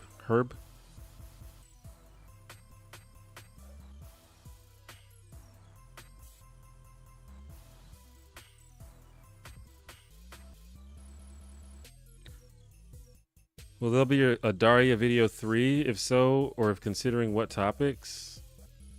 I don't know. There's a lot of things that I could talk about on Daria. Honestly, I think almost every character could have their own video. I think the things I'm most interested in are probably Daria and Jane's relationship. But given the response, because in my Daria video, I talked about how Jane is a toxic friend to Daria, and I got a lot of pushback to that in the comments. And I honestly think that Daria and Jane are just kind of toxic to each other throughout the show, and that's probably what the video would be about, and maybe people wouldn't like that. But that's probably interesting. Also, Daria's parents are really interesting, especially her mother, Helen. That would be another thing that I could talk about. Also, a lot of people really like Brittany, including myself, the cheerleader character. I would consider that. T1 Jayuakuakorn. Do you like butter on your buns? That sounds like a euphemism. What's up, by the way? But yeah, I like butter on buns. I like butter on almost everything.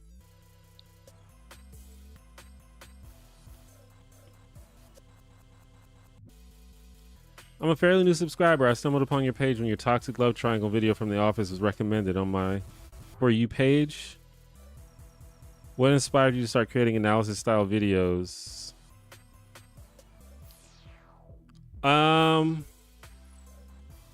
What inspired me? I don't know. These are like my first few videos, and some of the ones I do now, but my first batch of sort of TV analysis videos were thoughts and stuff that I've had in my head for years. Like the video about Karen, I've been screaming that to my friends for years. Like since it happened, I was like, yo, Karen got done dirty on this show. So that's just something I've always wanted to talk about. The Seinfeld video about how Elaine starts off nice and then becomes like an evil monster by the end of the show. That's something I've had in my head for a while. So yeah, it's just stuff I've been thinking about for a while. And then just from there, it caught on, and I was like, well, I can do more stuff like this because I love sitcoms. I like watching them, and there's always something interesting to talk about. Electric Love Main, thank you for the $9.99. How do YouTubers make money from YouTube specifically? For example, Miss Rachel, the children YouTuber, has videos with 100 million views. Do you keep making money from a video like that forever? You get money if you get new ad views. So the basic way that you make money from YouTube is from AdSense, from ad revenue. And so when you watch YouTube, there's a chance that you will see an ad. And you probably will see an ad unless you're using AdBlock or unless you have YouTube Premium. And whenever you watch that ad, that YouTuber gets a little bit of money, like 1/100 of a cent or something like that. And so if 100 million people watch that, that can add up to a lot of money. Probably all 100 million of those people didn't see ads because some percentage of those people have ad block or something else that allows them to not see ads, but a good portion of them will, and then you just make money. YouTube has agreed to give creators 55% of the ad revenue they make. I believe it's still 55%.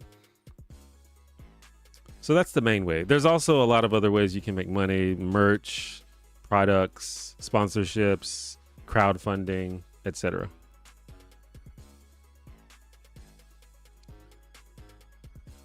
You should do a video on the teachers. They're also interesting. They have their own backstories. Both hate and love their students. Oh yeah, the teachers are interesting. I just think every character on that show is interesting. Mr. DiMartino is probably my favorite one.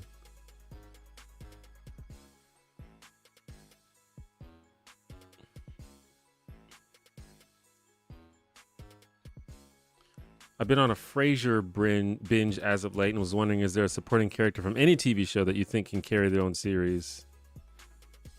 Yeah, I mean, there's probably at least one on most TV shows.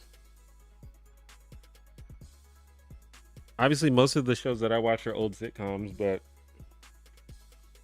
And a lot of times they try that and it doesn't work. Or sometimes it does work, you know? There's a lot of spin-offs that work. But sometimes they don't work. Like, they tried that Joey show after Friends, and that didn't work. I don't know why they chose Joey. Maybe he's the only one that was willing to do it. I probably would have chosen any of the other Friends before Joey to make a show about.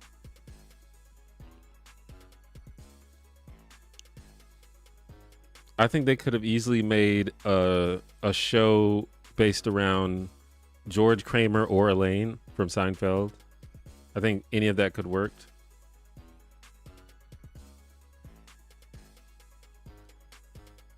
They were supposed to make a Jody show from Daria, but that kind of fell apart. And what I've learned since making that video is that they actually made the movie, but I don't think they're going to release it because, you know, that's what TV studios do. They're probably going to take, you know, chalk it up as a loss and get the tax benefits from it if they haven't already done that.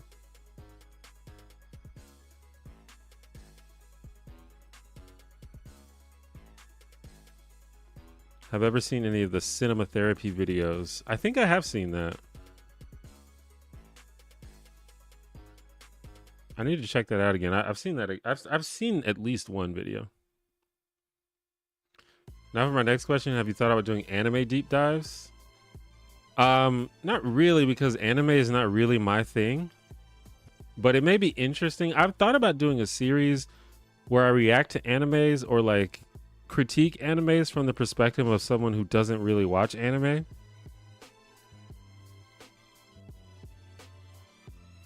But I don't know if people would be interested in that. Maybe there's a certain audience that would be interested in that, but yeah, I don't know. I feel like I would just be like shitting on it the whole time.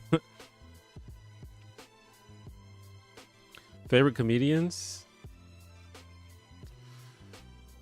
I like Bill Burr a lot.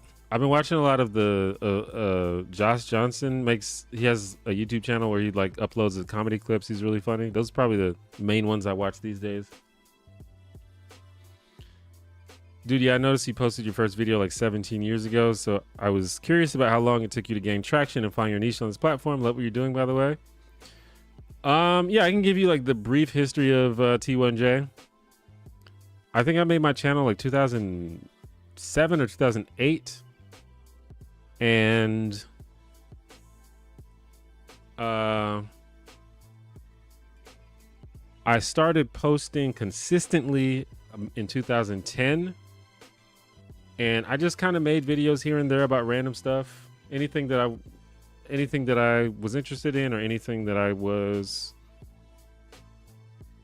just had an opinion on, I guess. And one of the things that I was interested in and had opinions on was politics. And I made some political videos that started to get some traction. And, you know, when things start to get traction, when you start to build an audience for something, you start to make more of it. And it was like a mixture of like politics and also sort of like social issues / personal relationship type stuff. And then I made a video called "You're Probably Not Really a Nice Guy" in, I don't know, like 2012. When did I make that? Maybe 2012, something like that. And that was my first video. That video put me on the map. That was my first video to like really go like semi-viral. And that kind of got the ball rolling. And then like 2013, 2014, I started just gaining more and more subscribers from like my political videos. And I just kind of did that for a while. And I especially started to get to really like, I basically started getting enough views to go full time around like 2019. Basically the pre-COVID and COVID era. I think that was a good year for content creators in general because everyone was at home watching YouTube and TikTok and whatever. So yeah, I think everybody was eating during that time, even though it was a pretty depressing time for a lot of people. But for content creators, it was a really lucrative time. And then in the past couple years, around like 2022, I decided that politics has gotten completely out of hand. It's depressing. It's infuriating. People are unable to talk about politics without being extremely weird and extremely mean. And I decided I didn't want to be involved in that anymore. And so I started slowly just leaning more towards talking about pop culture and media and stuff like that. And within that, I decided to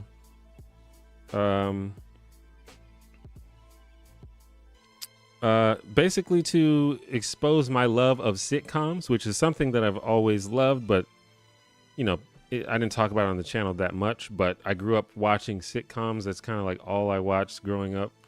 Not all I watched, but it was a big part of my childhood. And so I started making videos about sitcoms, and some of them picked up, some of them didn't, but that's kind of what's been the most fun for me lately, and that's what I've been doing since.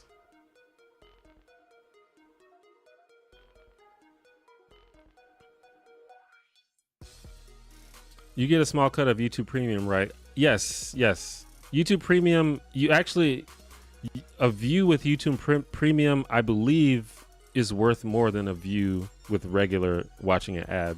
So if you have YouTube Premium, don't worry, you are still supporting the creator, as far as I understand it. Alexa Lamaine, thank you for the $4.99. I'm out T1J, Heiko and this mother. Do you think the Honeymooners TV show was problematic even back then? Ralph would threaten domestic violence. I mean, I guess. I haven't seen the Honeymooners in a long time, so I'm not really sure. But at the end of the day, it's just a TV show. It's fine. Everybody involved consented to it, as far as I know. So, you know, we're allowed to have heightened situations in fiction. So we don't need to like overthink things. But maybe it is like super problematic. I don't know. I'd have to go check.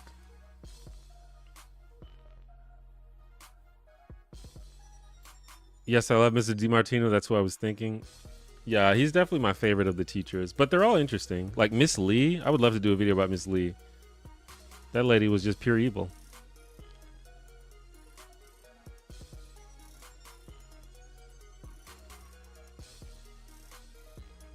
Do you make your own thumbnails? I do, yes. Barbara Jean from Reba might be a good one. I'm not as familiar with Reba. I've definitely seen it before, but I don't know enough to know the characters that well.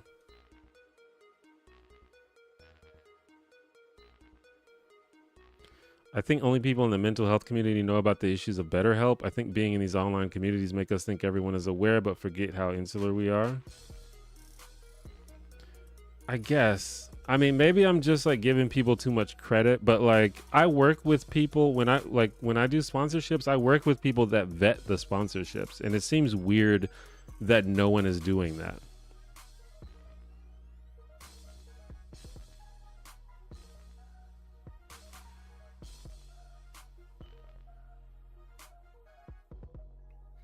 So I like your videos about old reality concept shows. You should watch the first 2 seasons of Face Off, that makeup show. The first 2 seasons, I honestly can't tell if they're actually real people. Uh, yeah, I've heard a lot about Face Off. I haven't watched it yet. I should watch that though. Speaking of which, I haven't announced this on my channel yet, but I have started a new channel because I liked making those videos about old reality shows, but nobody watched them. And I think it's just because I guess that this audience is not interested in that. I don't know. YouTube's weird, but I made a second channel to put videos like that on. So if you're interested in that style of video specifically, you can check out the new channel.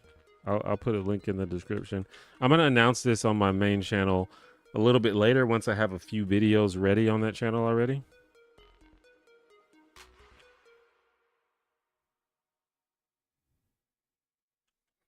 But let me drop the link. It's the channel's called T1J2, spelled out T1JTWO.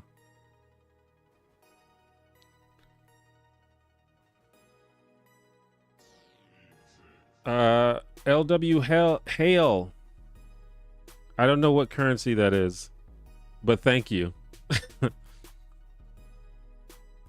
Is that pesos? Love your videos. Question, would you consider a video about Dropouts game shows? I mean, I love Dropouts game shows. I don't know if I have anything super interesting to say about them, but if I did, I would definitely do that. I don't know if I would do that on my main channel though. That could be something that goes on a different channel. But it just depends. If I could think of something really unique and interesting to say about it, that could definitely do it, because it is something that I love.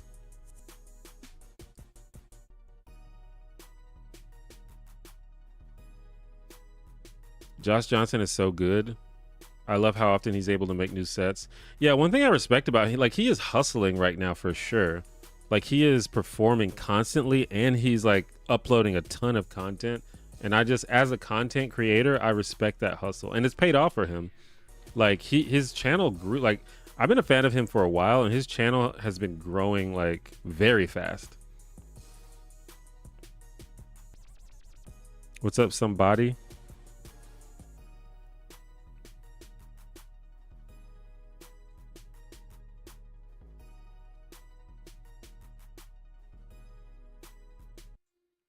Your videos on Elaine and Eric Matthews are goated. Love your perspective on both of these characters. I appreciate that. Thank you. Yeah, Boy Meets World was one. I think that was kind of how this all started. I think my first sitcom video was about Boy Meets World, if I remember correctly. And the video did pretty well, and that's kind of what let me know. I was like, oh, maybe these people will actually watch these kinds of videos.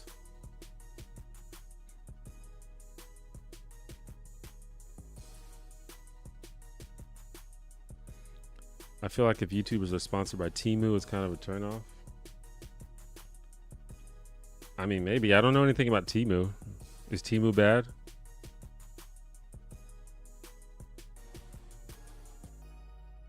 All right, Aaron, thanks for stopping by. I appreciate it.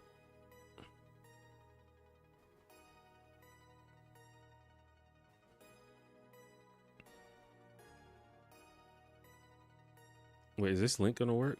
Okay, yeah.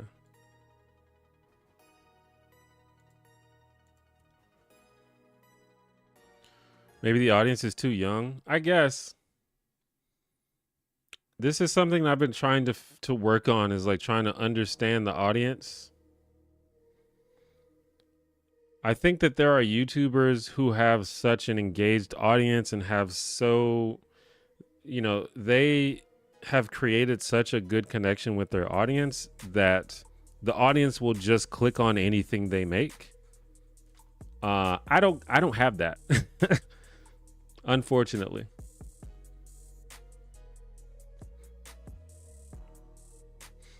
And why that is, I don't know. Maybe I'm just not that good at building a brand or connecting with the audience. In some cases I can see it, but yeah. So that's something I've been trying to figure out, is like, what do these people actually want to watch? Maybe one day I'll get to that point, but definitely don't have that. I have to really think about like what the topics of the videos are, because I've got videos, you know, I've got like 360,000 subscribers, but I have videos that have less than 10,000 views just because nobody wanted to watch it. So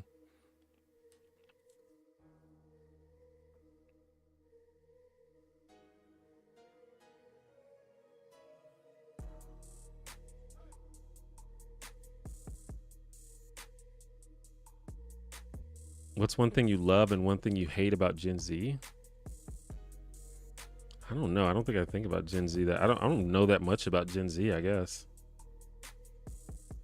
I can't think of anything specific about Gen Z that I love or hate. I feel like Gen Z is just people, and different people are good and bad in different ways. A whole deep dive into Ellen's evil laugh when scaring people or watching them fail at games on her game show. Yeah, I think there are a lot of videos about Ellen, but yeah. Are you going to the Grand National Tour? What are we talking about? Are you talking about Dropout or something else? Sometimes I get behind on the comments, so I don't remember the context. My first video of yours I saw was Dario1. Cool, new fan, new viewer. That video did pretty well. I'm happy with it.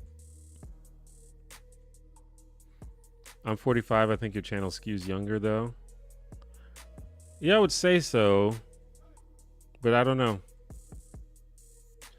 I can't please everybody. There's a lot of stuff I would like to make videos about. A lot of shows. And it's inconsistent. But that's the thing too with TV shows, is sometimes it's not about when the show came out. Because, like, for example, Seinfeld came out in like 1989 or something. But I think a lot of younger people watch Seinfeld just because it played reruns so much. But like, for example, if I do a video about like Cheers or something, I'm guessing that nobody would watch it because it's just too old. Well, I could be wrong, but I would love to do a video about Cheers because I think it's one of the greatest shows ever made.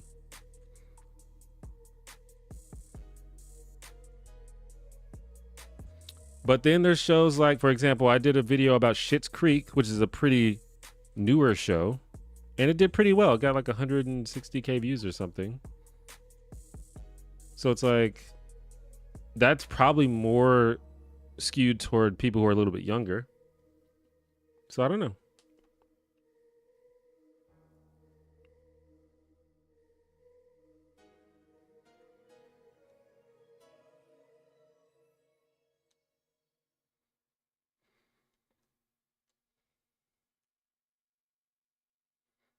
Like the products are too cheap, it's so shit. Yeah, I mean, you definitely have to use discretion for what you buy there, but I know plenty of people who have ordered stuff from Temu and been satisfied. But who knows? I don't like, do they have like people working in sweatshops or something? I don't know.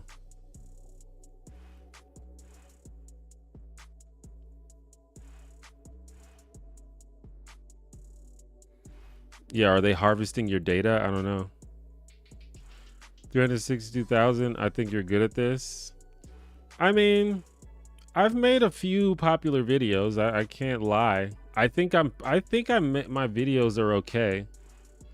But that's 362,000 subscribers over 17 years. When you think about it like that, it's a little bit less impressive. But it's better than average. It's probably in like, the 90 something percentile. So I'm not complaining. and I get to make videos for a living. So that's not, I'm happy with that. It's awesome. But I still would like to be in a position where people watch my videos and, I can become financially independent and shit like that. So I'm still working, I'm still learning, I'm still trying to figure stuff out.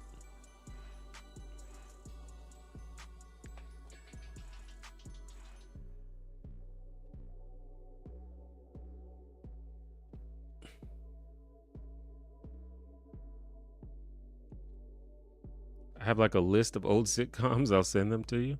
I mean, feel free to. I also have a list. I think I'm trying to just like go off like the vibes of what people are interested in. Like, for example, the only reason that I did a Daria video is because a lot of people seem to be into Daria. Like I remember watching Daria when I was younger, but I hadn't seen it since I was a kid, and I watched it again and loved it, and then made a couple of videos about it. So I'm trying to like follow what people are talking about. There's plenty of shows that I would love to make videos about, and maybe I will at some point. But as a person who makes videos for an audience, I need to think about what the audience actually wants to see,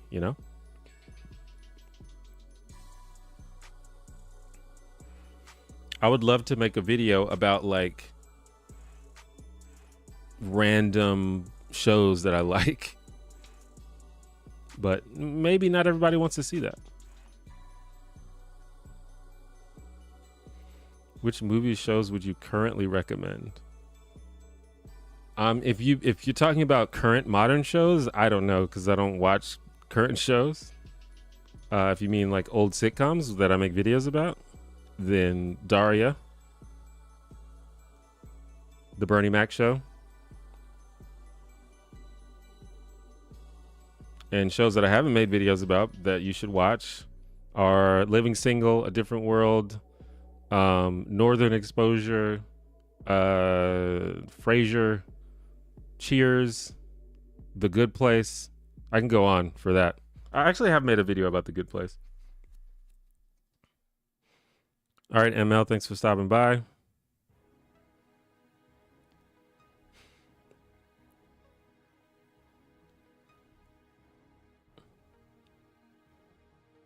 Who's the scariest Cartoon Network villain, and why is it him from Powerpuff Girls? Him is pretty terrifying, for sure. I love that character. If you want to grow collab, maybe reach your collab's audience. I mean, I'm down to collab with people, but it's hard to just set up collabs, and I think you need to have a good idea for collabs. But people are. I think it was easier to collab when we were all younger, but people have like families and lives and stuff. Like it's hard to set up collabs. Have you seen Duckman or The Critic? Yeah, I love those shows, but that's an example of shows that may be too old for my audience. I'm not sure.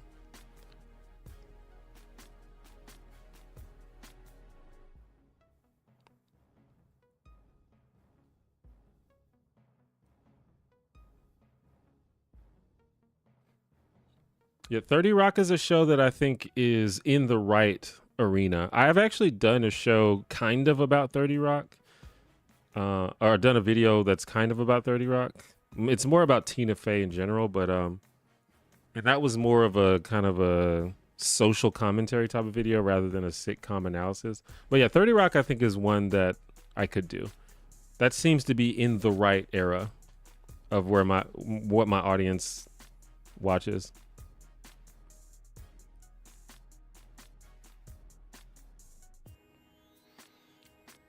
Do you make enough to be able to invest? I mean, I invest. I think everyone should invest no matter how much money you make. So that's kind of my position on that.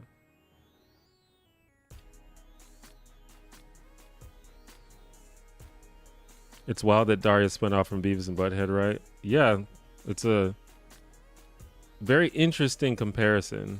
Two very, very different shows. And it's the same It's the same actor that plays Daria in both shows too.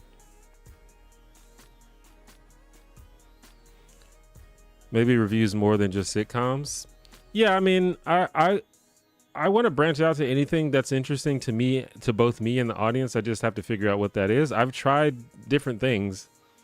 Like I've tried reality shows, and my most viewed video on this channel is about a reality show. It's not even about a sitcom.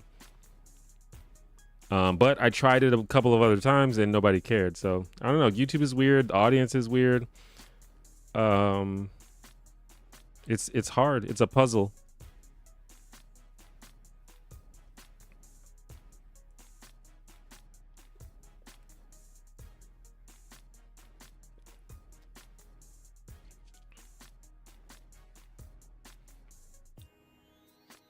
I've tried a couple of videos about movies with varying success.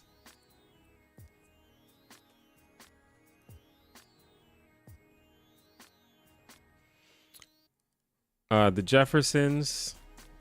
See, you know, I'd love to do a video about the Jeffersons. Would you be interested in doing a video about a video of Martin? I would love it. I watched a ton of Martin back in the day. Great show. That's another thing is I'm a little bit afraid to do videos about black shows because there are not that many black people in my audience, and that's fine. I don't have a problem with that, but that's just the way it turned out. And those are shows that black people would be more interested in than non-black people.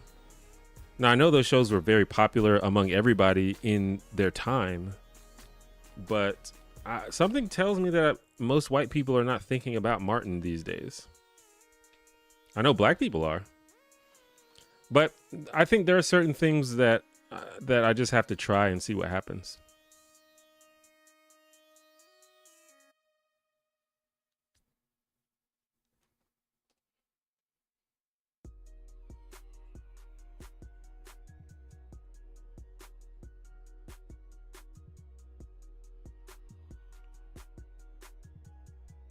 Opinion on Home Improvement? Home Improvement is a great show.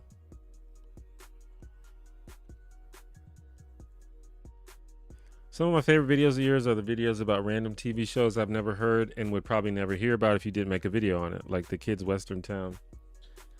Yeah, I like that video a lot too, but that's one of my least viewed videos. Yeah, I don't know. I don't know what to say about it.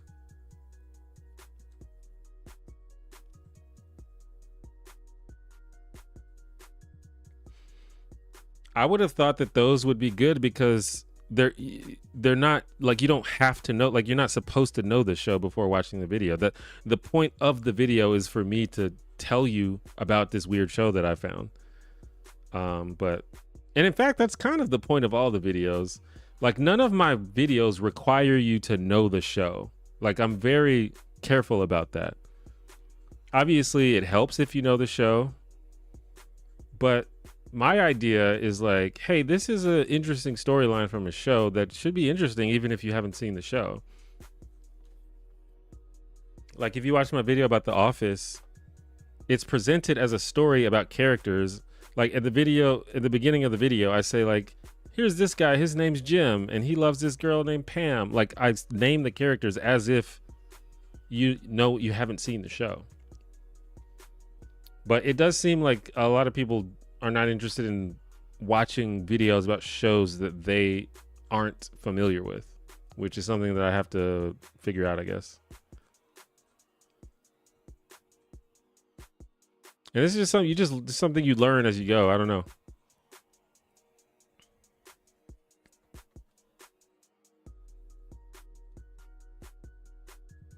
If the audience didn't matter, what would you make a video about?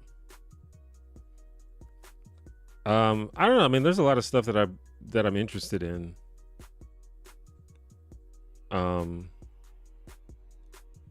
There's a ton of shows that I would love to cover, but there's stuff outside. Like I think the best video that I've ever made and the video that I had the most fun making was my video about Scrabble. I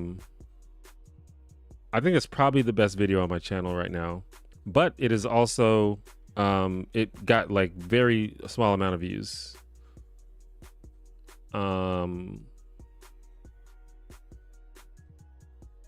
I have so many interests. You know, I'd love to make videos about D&D. I'd love to make videos about the Marvel Cinematic Universe. I'd love to make videos about like sports. That's something I learned, is I definitely can't make videos about sports on this channel. Nobody cares about sports. So yeah, there's a ton of stuff I'd like to make videos about. But it's like, and you know, people are like, you should make whatever you want to make. And it's like, yeah, but also there's an audience here. This is not a one-sided thing. It's a two-sided thing. So I should consider what the audience actually wants to watch. It's just sometimes it's hard to predict what the audience wants. And sometimes what the audience wants is like, it's inconsistent.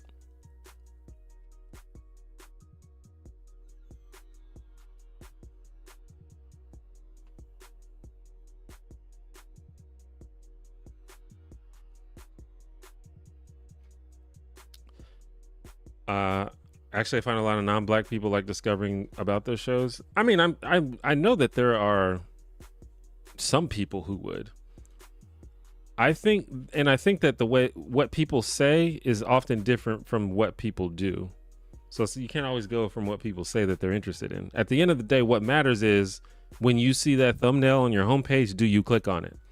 In the privacy of your own home, when nobody's judging you and nobody's watching you, when you see that thumbnail, will you click on it? That's really what matters at the end of the day.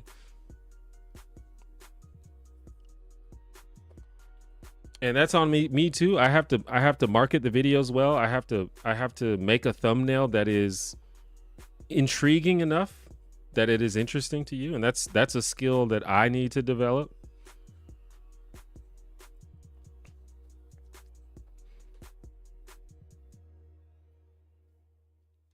Family Matters is a black show that white people love.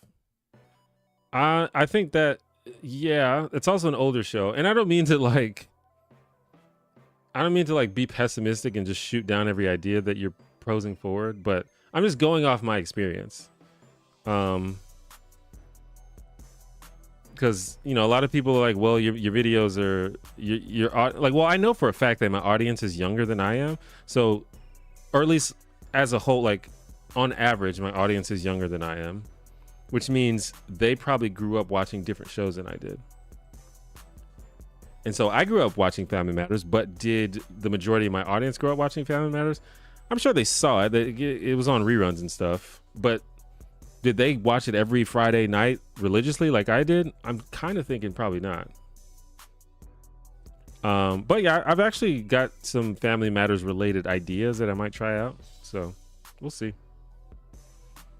But again, it's inconsistent because Seinfeld is also an older show that I grew up watching religiously. And that video did really well. The video that I made about Seinfeld. So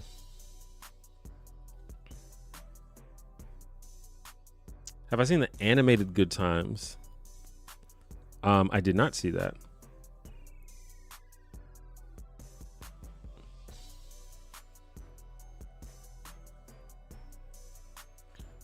I like the Scrabble video. Yeah, me too. I think the audience wants to hear your passion, what you're talking about. I mean, some of them do. The views don't lie. I think that there are people out there, like I said before, there are people who have such a really engaged audience that just love what they say and are so interested in their ideas that they just watch whatever they make. But I clearly don't have that. And if you don't believe me, just look at the views. Some of the videos do well and some of them don't.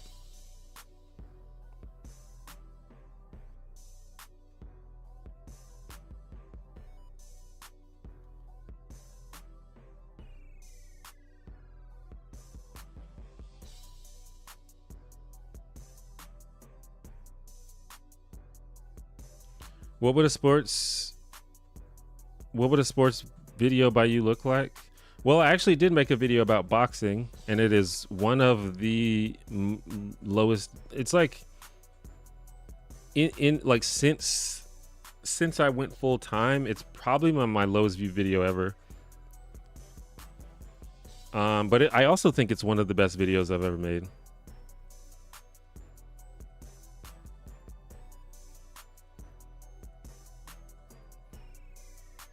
But the video is not like about boxing. I mean, it's about boxing, but it's like you don't need to be a fan of boxing to appreciate the video. But if you're a person who has no interest in boxing or sports and you see a thumbnail about a video about boxing, you're probably not going to click on it. And, you know, that's just how it goes. I also really like basketball. Like I don't really watch NBA, but I watch a lot of NBA highlights and NBA analysis and stuff. And I think there's a lot of really interesting stories in the NBA, so that might be something.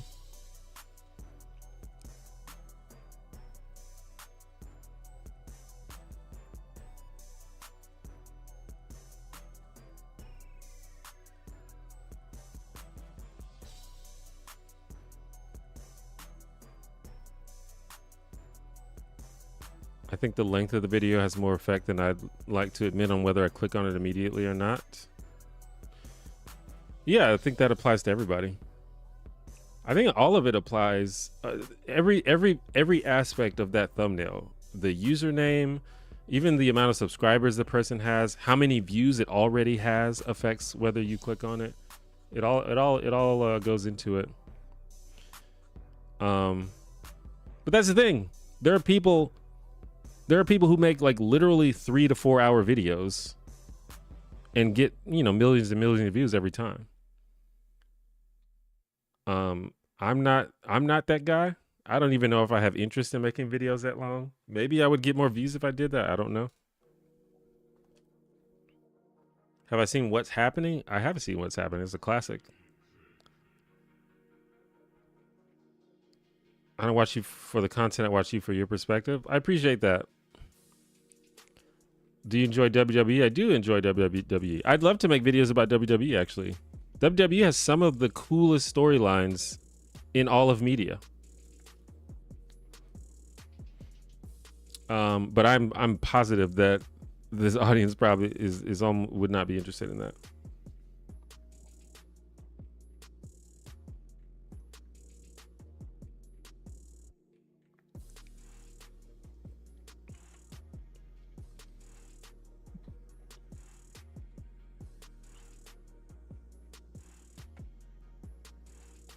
Are you caught up on wrestling? And I don't know, I feel like I'm complaining a lot about YouTube. I don't want to come off as complaining. Like I still, you know, I still get to be a YouTuber for a living, and that's pretty tight. And my last 2 videos have done, you know, decently well. I just think I just have to have a better strategy. You know, it sucks that I can't just make whatever I want to make, but I don't think it's fair to assume that I should be able to do that, because, you know, you have an audience, you know.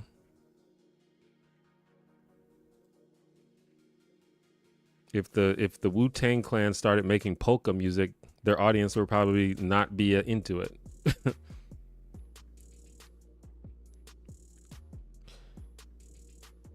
Are you caught up on wrestling? What do you think about the recent WWE releases? I'm kind of caught up. I don't remember all the people, and I'm not like super caught up on NXT, so I don't know that much about NXT. I know they released Braun Strowman, which I found surprising. I heard it's because they were paying him too much money and they didn't want to pay him anymore.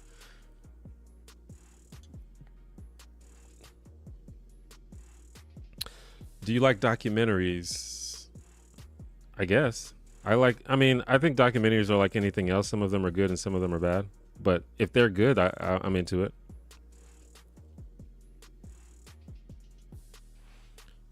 I think you'd be surprised at what your audience is into. You can't just make things for your specific audience. You got to make for the new incoming audience. I think you have to do both.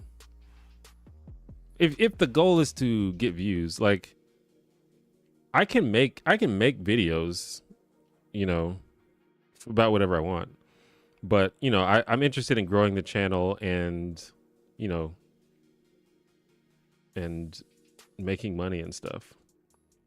So in that case, and the way that YouTube works is when you make a video, it shows it to your audience first. And if your audience isn't into it, then it's less likely to show it to the outside audience. So I think you do have to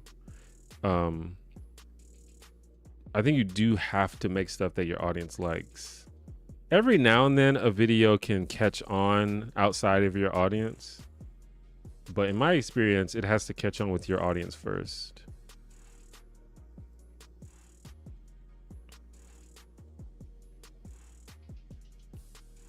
And I'm just going off my experience. Like, I've made a lot of videos, and some of them just don't get views. That's just what happens. I don't know. Like,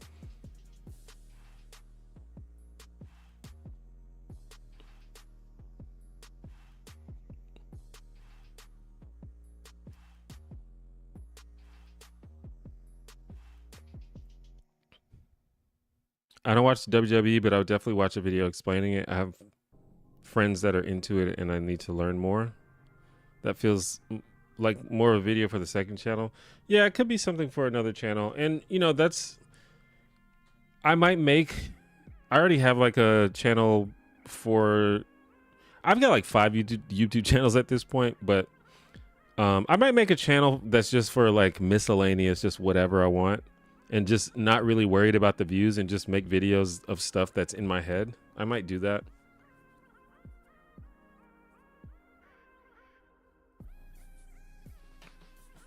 Malcolm in the Middle is a series I think your audience will love to hear your perspective on. I agree. Keep an eye out.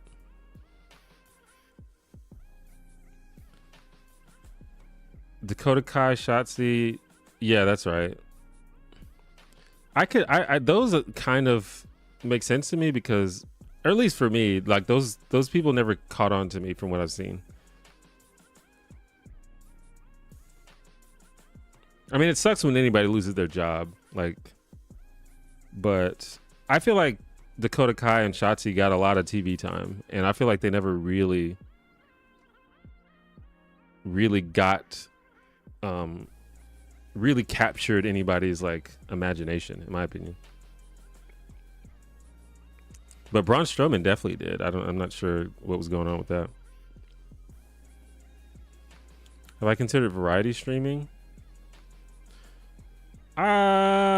I mean, yeah, I want to do more stuff on stream, but I definitely don't want to be a streamer, because streaming is like exhausting. Like the people who like stream full time, I could never do that. Streaming for like 6, 7, 8, 9, 10 hours a day, absolutely not. But I would like to do more interesting things on my stream. I've been thinking about that for sure.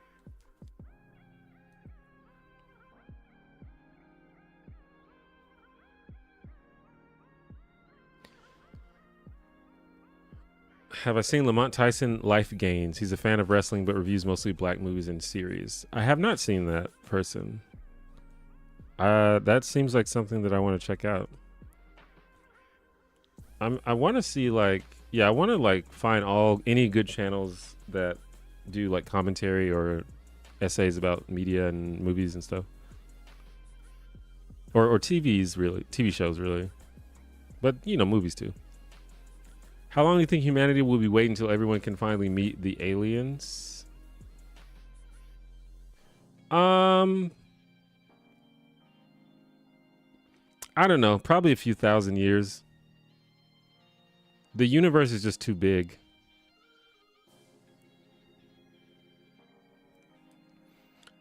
You have to get rich and established enough. You can be just like Andre 3000 and release a flute album. Yeah, exactly.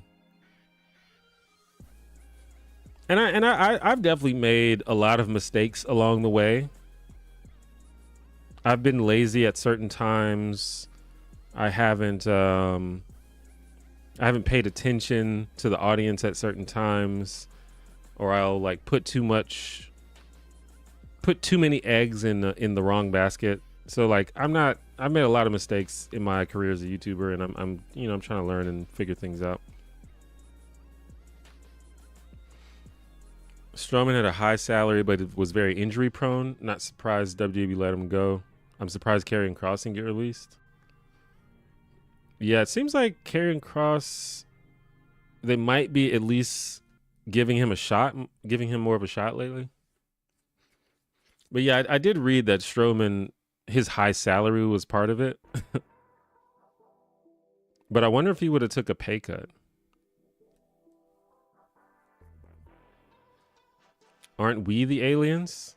I mean, from a certain perspective, probably.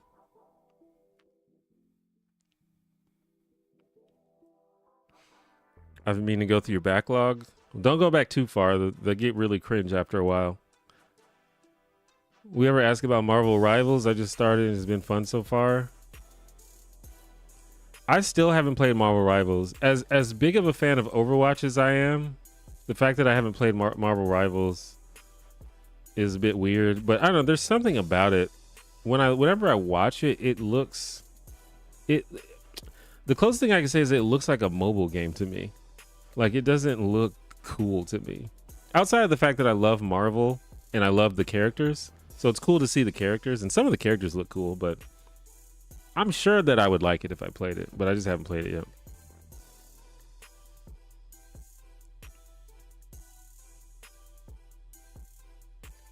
I know you said you don't watch much anime, but what types of anime have you seen but do favor towards? I don't know if I could tell you a type of anime. I just have seen certain ones, and some of them, or 2 or 3 of them, I would say that I like. There are some that I think are okay, and some that I can just like casually enjoy. I can only think of like 2 or 3 that I would say are like, oh, I really like that. But I don't know if, in terms of like type, I don't think there's a specific type. And I haven't seen any newer animes. I guess anime is the plural of anime, but I haven't seen any newer ones, so I can't really comment on that. I kind of gave up on anime after a while because I generally didn't like them. But I love Cowboy Bebop. I think that's the best one that I've seen. I got really into Naruto for a while. Are there any other ones? I can't think of any other ones that I like. Pokemon, I guess, is cool. I've heard debates about this from my black wrestling fans. Does Triple H know how to book non-white wrestlers?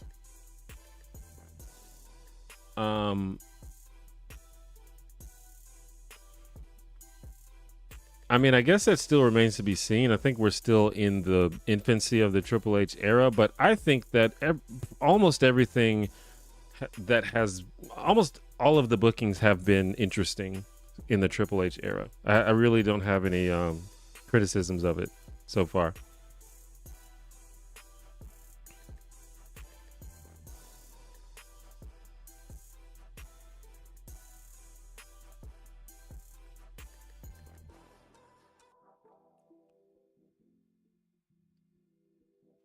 Would you be interested in making videos on horror, psychological thriller, or true crime? Something along those lines. Probably not true crime and probably not horror, but maybe psychological thriller.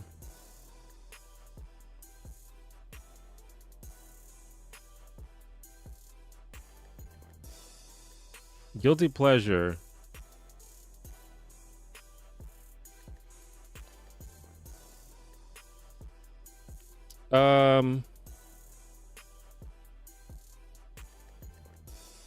What I don't know if what are my guilty pleasures? I think my guilty pleasures,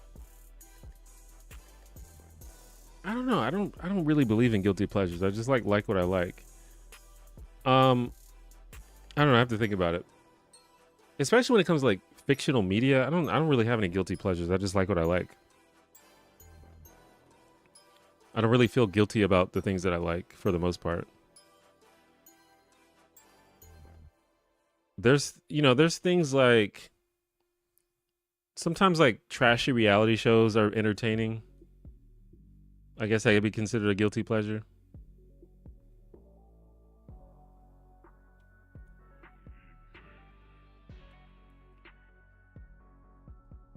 Lamont also does Marvel deep dives. That's what's up. I was thinking about making a Marvel channel because I'm a huge MCU fan, but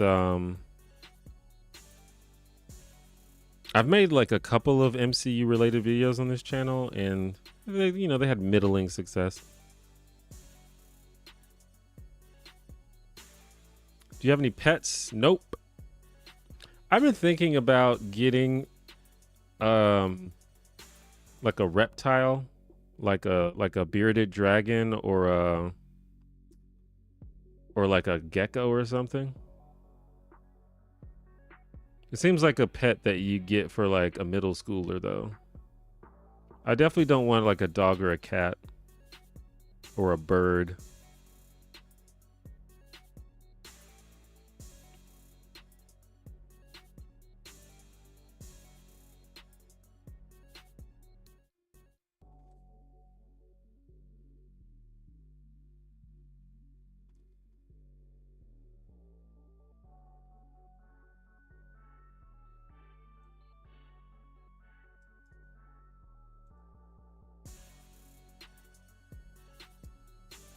The Way of the House Husband might be something you like.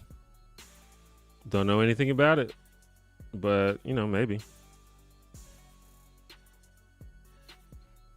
Would you be willing to do a video on an HBO show? Sure. I have nothing against HBO. I think Veep might be up your alley. Yeah, Veep is on my list.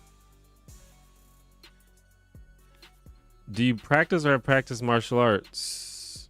Nope. If you like Cowboy Bebop, you need to watch Samurai Champloo. I've seen Samurai Champloo. The music is awesome. I think it is nowhere near as good as Cowboy Bebop, though. But it's kind of cool, I guess. And it does have really good music.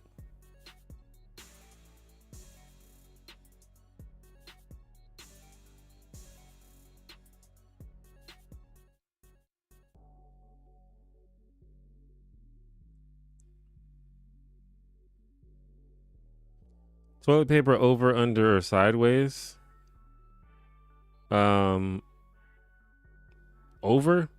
I mean, what's over and under is relative, right? But over. I don't understand how anyone's doing it like where you're pulling it from behind. Like, what's going on there?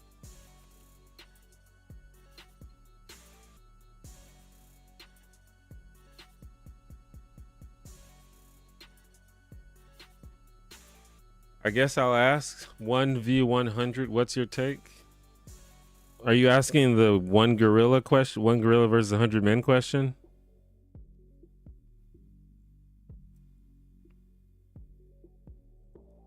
Because I do got takes on that.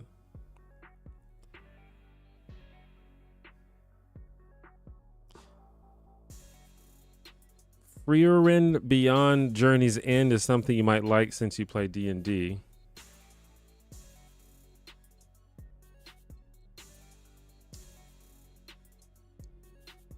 Interesting.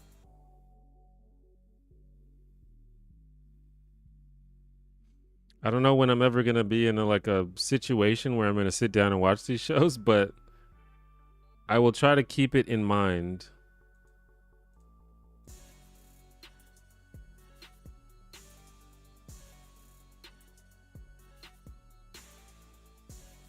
I've not watched Sinners, but I might because everybody's talking about it. It wasn't something that I was interested or thinking about, but everyone's talking about it and it seems cool. Do you like adult swim cartoons like C-Lab? I like C-Lab. I like certain ones. There's a certain, some of the adult swim cartoons are a little bit too absurdist for my taste, but I do like many of them, especially the ones that I grew up with. Like C-Lab, Space Ghost, Cartoon Planet, those are all amazing. Home Movies is super good. And then there's like other ones like Metalocalypse is really good. Tom Goes to the Mayor I liked. But then there's others like I would say like 12 Ounce Mouse I think is like it's like too weird. Some of the I don't know. it's a case by case basis for sure.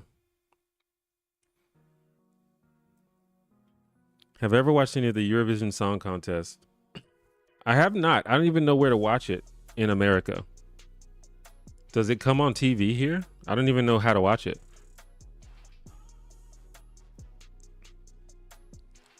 Favorite episode of Daria? If I'm allowed, I will say, Is It Fall Yet? Which is the last episode of season 4, but it's really technically a TV movie. But that's probably my favorite one.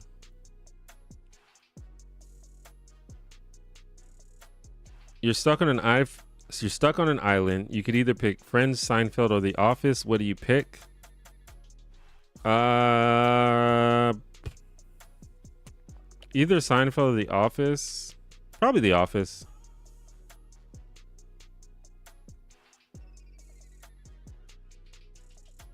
Because I like all those shows. I think Seinfeld and The Office are both funnier than Friends, but Office is funnier and also has better stories. So I go with The Office.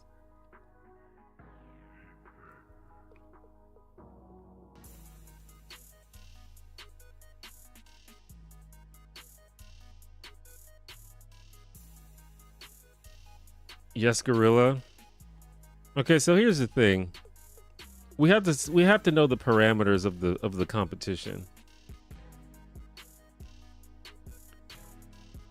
Is it just a bunch? If it's just one, is it just 100 random men? And is it like 100 randomly selected men that didn't sign up for this? If it's just 100 random men, the gorilla is gonna win 100%. 1,000 times out of 1,000. However, if it's 100 men that signed up for it and trained for this particular situation, then the men, I think, easily win. There will be casualties for sure, but yeah, the men win. If they train for it, they win.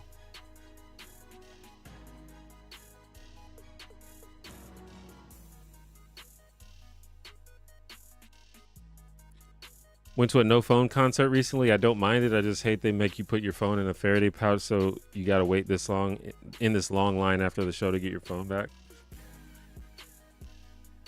Yeah, the waiting in line does suck, but I'm fully on board with no phone concerts and no phone shows.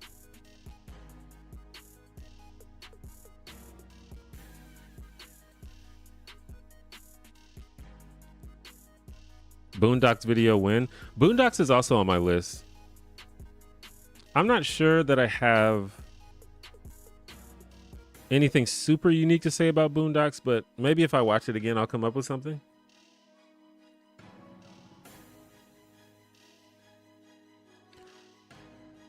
Thoughts on John Cena's heel turn? While the turn itself was captivating, the follow-up has been disappointing. I'm loving John Cena's heel turn personally. I like him as a heel. I'm kind of a John Cena stan though, so I'm probably biased. I'm a big fan of John Cena. Hottest anime at the moment is Solo Leveling. I couldn't tell you.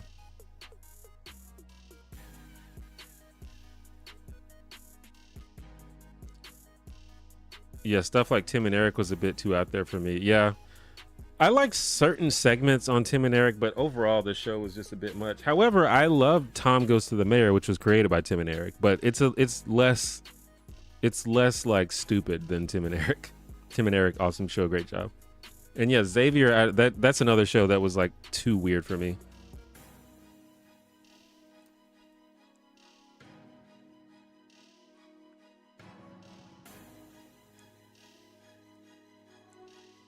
I lost interest in The Office as soon as Steve Carell left. That's fair. I think that's a common opinion.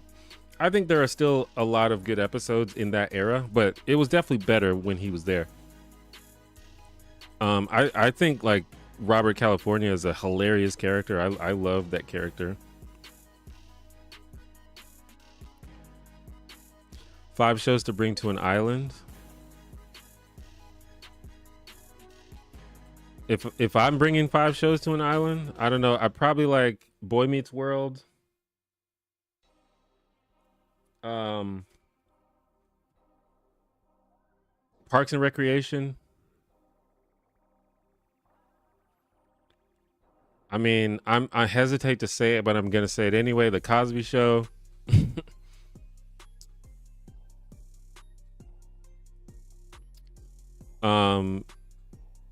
And if you mean shows in general and not just sitcoms, I'm putting Loki on there. I think Loki was absolutely amazing. And I don't know. I gotta have a 5th one. I don't know.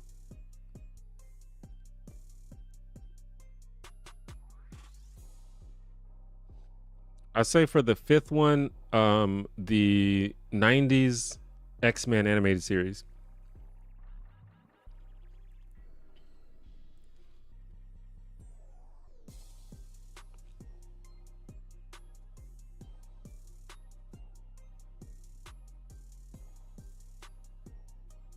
"100 rugby players have a chance." Yeah, I think if you put men in there that had any sort of training or fighting experience, I think they could win. It's 100 dudes fighting a gorilla. 100 random dudes wouldn't be willing to do that, so they have to be down. Well, I'm kind of thinking of a sort of like dystopian, like Squid Games type situation where like 100 dudes just wake up in a pen with a gorilla and they didn't sign up for it.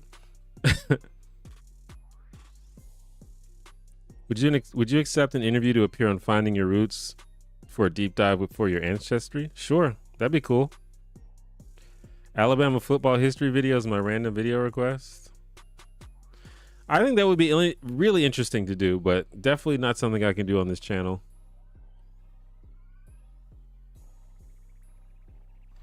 This is going to sound cringe, but isn't the whole 100 UK men versus 100 US men kind of implying that men from the UK are not as masculine as Americans?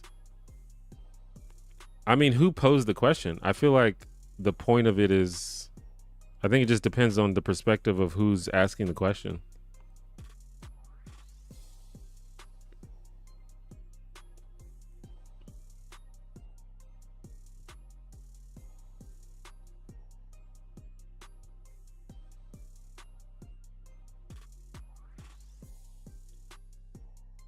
What are your favorite foods to cook? I don't know. I cook a lot of stuff. I cook probably the things I like making omelets. I think I'm pretty good at making omelets. I like cooking fried rice. I spent like a good 3 months teaching myself how to make fried rice because I love fried rice so much. And I think I got pretty good at it. So those two come to mind. I cook a lot. I still think I'm pretty mediocre at cooking, but I enjoy doing it. Do you watch Josh Johnson's weekly stand-up routines? If so, what do you think about those? I don't watch. I watch a lot of his comedy, but I don't watch it religiously every week. But I'm a big fan of Josh Johnson. I think he's really good.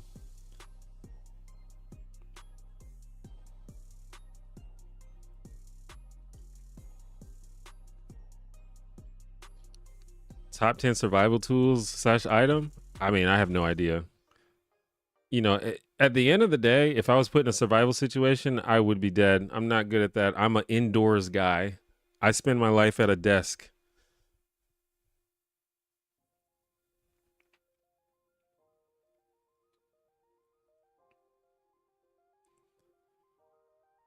I feel like the Cena heel turn would have worked so much better in 2012, 2013. Now it feels so too late.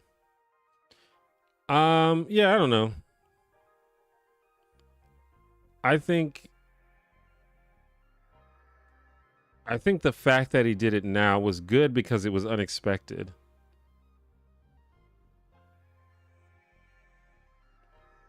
Like his character was so to me it didn't make any sense for his character to turn heel. I don't know. I think I disagree with you. I think I like that it happened now. I think the heel, at least the heel character that he's playing now, doesn't make sense unless he's been a babyface for his whole career. Because the whole point of this character is he's pissed at the audience for treating him so poorly, even though he's always been a good guy. And I think that only works if he's literally always been a good guy.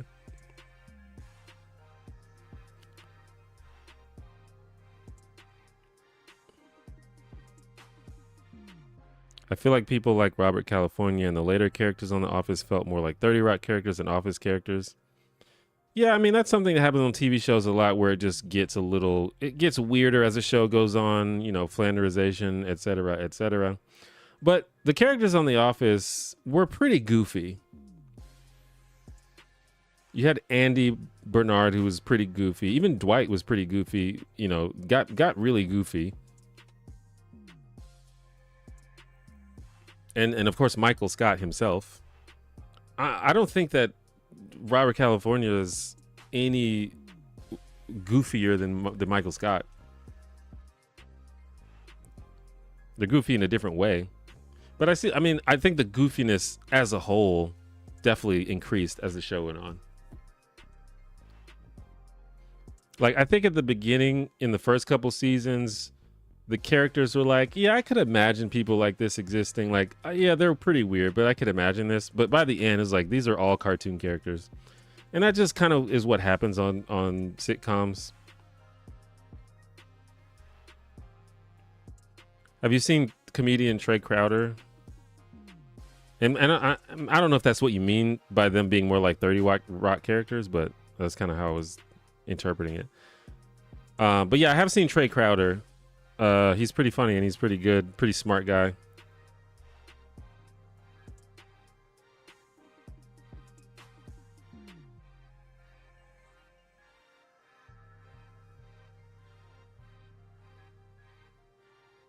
Where do you think Kanye West is going to end up next? Is it all a bit for album releases, or is he being serious? Well, I don't know. I can't read his mind and I can't read his heart. I think he's probably just mentally ill and needs professional help. But who knows? I'm not the person that can make that call.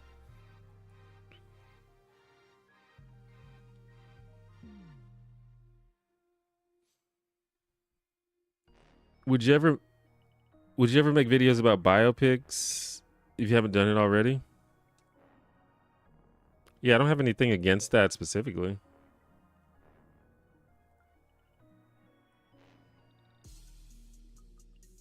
It's really all about if I have something interesting to say about the topic.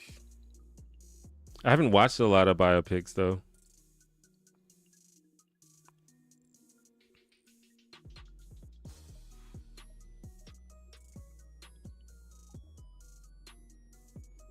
Could I do a tier list of protagonists from different shows? That's something I can maybe do on a stream someday. I tried to do a tier list video on my channel one time and nobody watched it, so I don't know if that's a good idea for a video.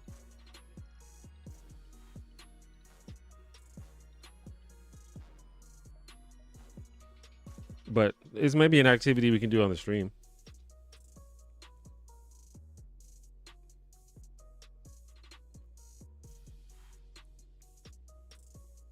I'm probably going to be winding down the stream here because it is getting late.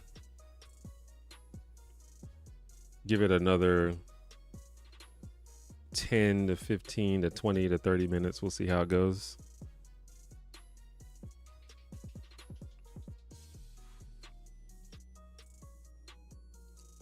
Saw Trey live last year and he was solid. That's awesome. I want to say that he came to my city not too long ago, but I didn't see him.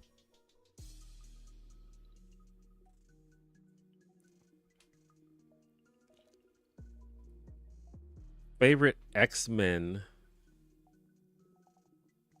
My favorite X-Men, Rogue.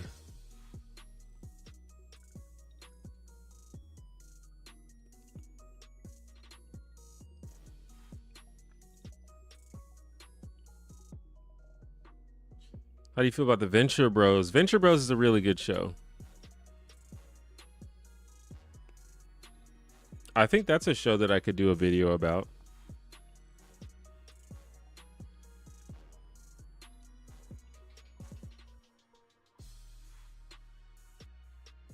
Shout out your other platforms. I mean, I don't know. I'm not really worried about. You can check out my other channel. I'll put another link. I shouted it out earlier.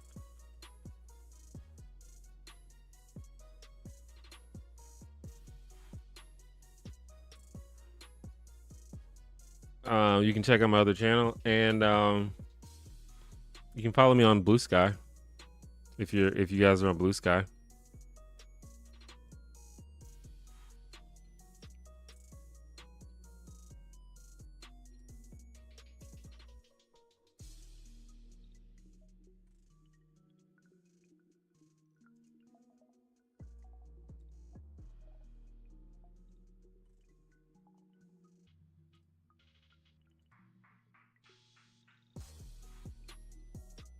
I'm trying to get my Blue Sky link. The Blue Sky links are weird. B Sky. Oh, yes, this is the one janitor at B Sky. That's social.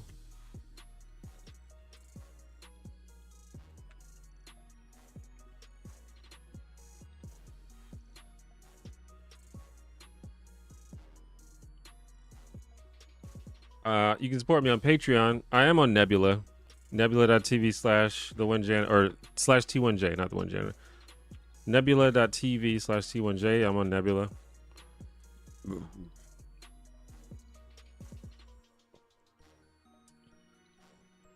But yeah, outside of that, I'm not super active on other platforms. Like, I have a Twitter, but I don't use it. I have Facebook, but I don't use it that much. I have Threads, but I don't use it that much. I have Instagram. I don't use it that much.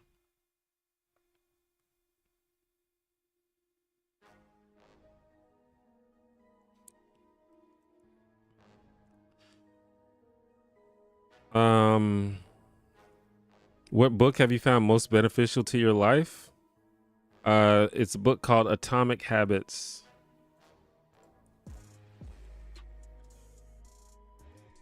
By James Clear. It's just a really good framework for building good habits and eliminating bad habits. Really changed the way that I think about things. Favorite American Horror Story season? I've never seen American Horror Story.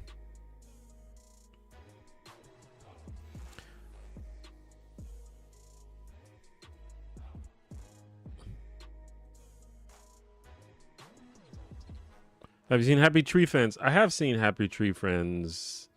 I don't think that was really my jam. I haven't seen it I haven't seen like a lot of it, but I remember it, and I remember not being super into it.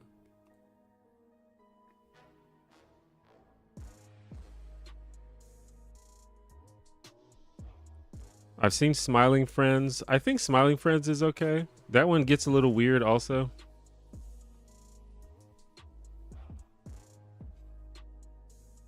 Do you have a golden era or holy trinity of shows? Well, as far as sitcoms go, I think the best era of sitcoms was like the mid to late 2000s. The era of Parks and Rec, The Office, 30 Rock, Community. I think that was like the best era of sitcoms.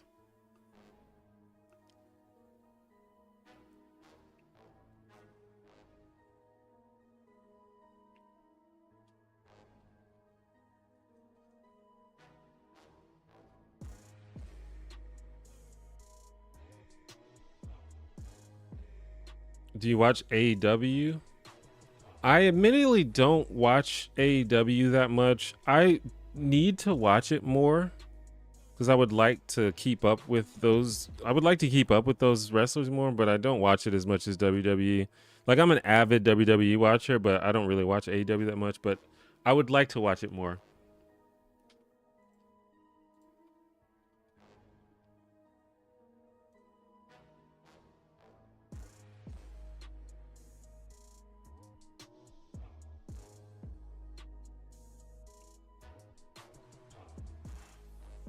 As an Android user, analysis paralysis is always a problem, but using your iPhone sounds like such a downgrade to me. Yeah, it just depends on what your priorities are. Like, I understand the appeal of the iPhone. It's a very like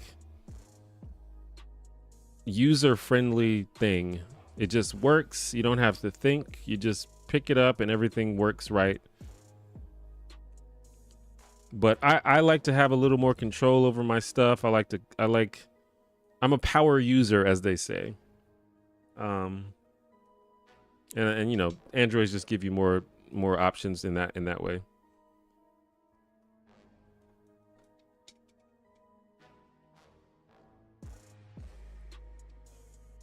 Have I seen the new Lion King or the Mufasa prequel? No.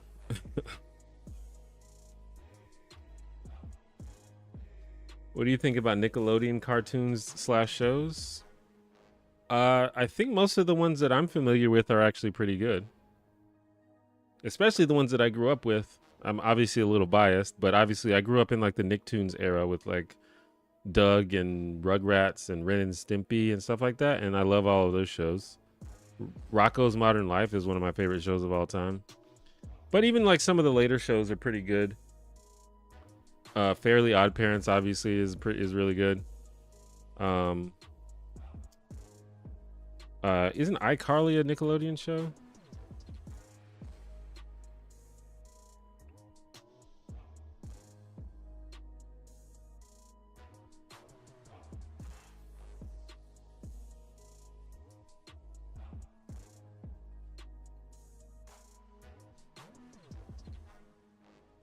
You know, the egg shortage has been on my mind after I found out that using eggs is a common way to make vaccine. Do you think the shortage of eggs has anything to do with that? I have no idea. Using eggs is a common way to make vaccines. Is that true?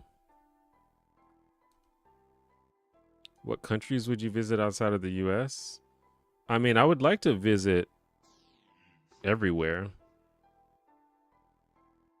I'm interested in visiting New Zealand, and I'm interested in visiting the Scandinavian countries like Sweden and Denmark and stuff like that.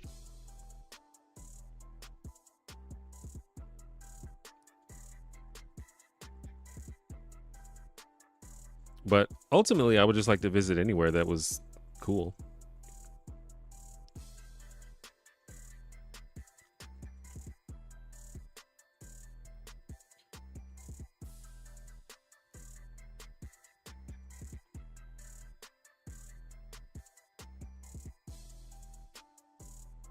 Thoughts on House? Like the show House? I love that show.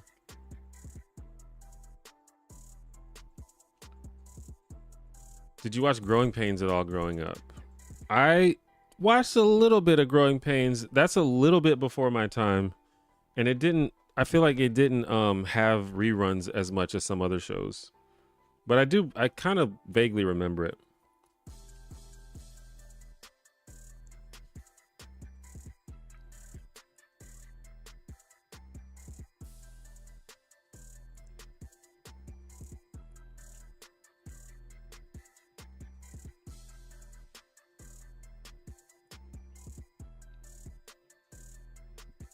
What's your favorite Nickelodeon show? Doug, Hey Arnold, Our Real Monsters. It's hard to pick. I think they're all good. I think Hey Arnold is one of the best ones. Probably my favorite is Rocko's Modern Life, though.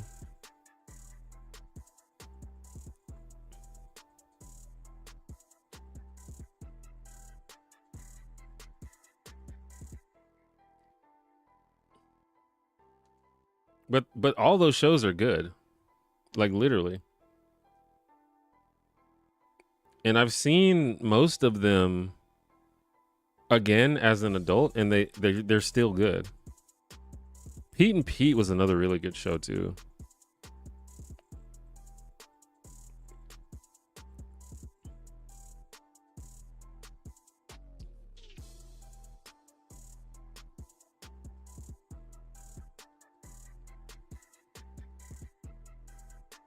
What kind of genres do you like listening to? Like music?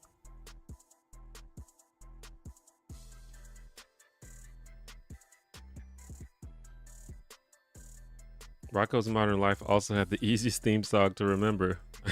I suppose it did.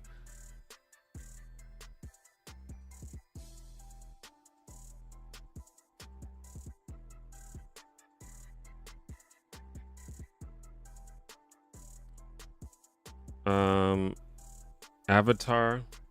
You know that Avatar is I've never seen Avatar.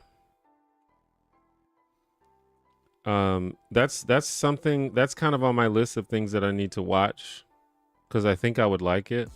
But it's it was like I was like a little bit too old for it when it came out. Now, obviously, that doesn't stop me from watching shows. Like I was too old for Fairly Odd Parents when it came out, but I still watched it. But somehow I just never really got around to watching Avatar.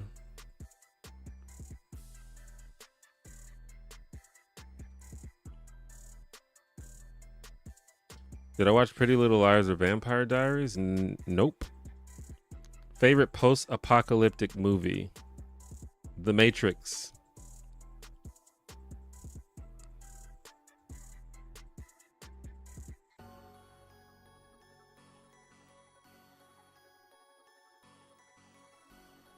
Yeah, I need to watch it. That's on my list for sure. Honestly, thank you for reminding me because I've been meaning to watch that for a while. Any update on my brother's music? Nah, he just does it privately. He doesn't really want to do it, make it a big thing on the internet. I don't know.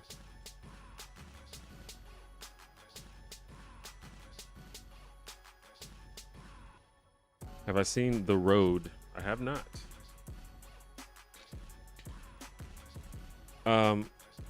But I do think that I'm gonna go ahead and end the stream. It's a nice 3-hour stream. And it's getting late. It's like 11 p.m. here. So thank you to everyone for checking out the stream. Keep an eye out. There should be a video on the channel very soon.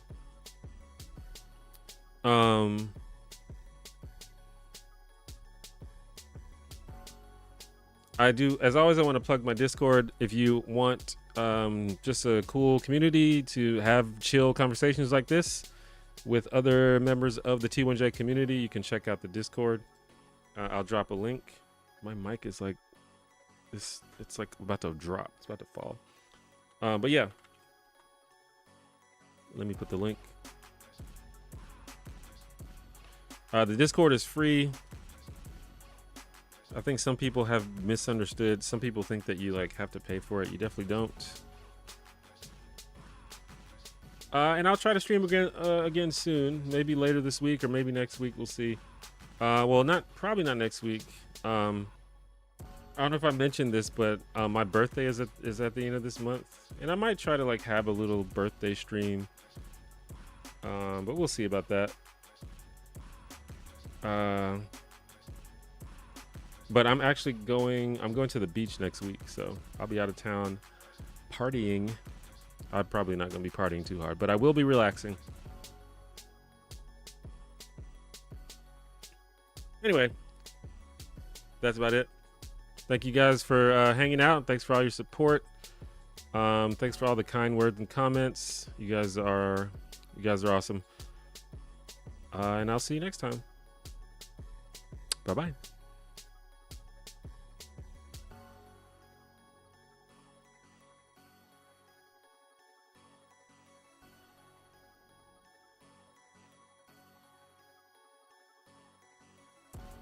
you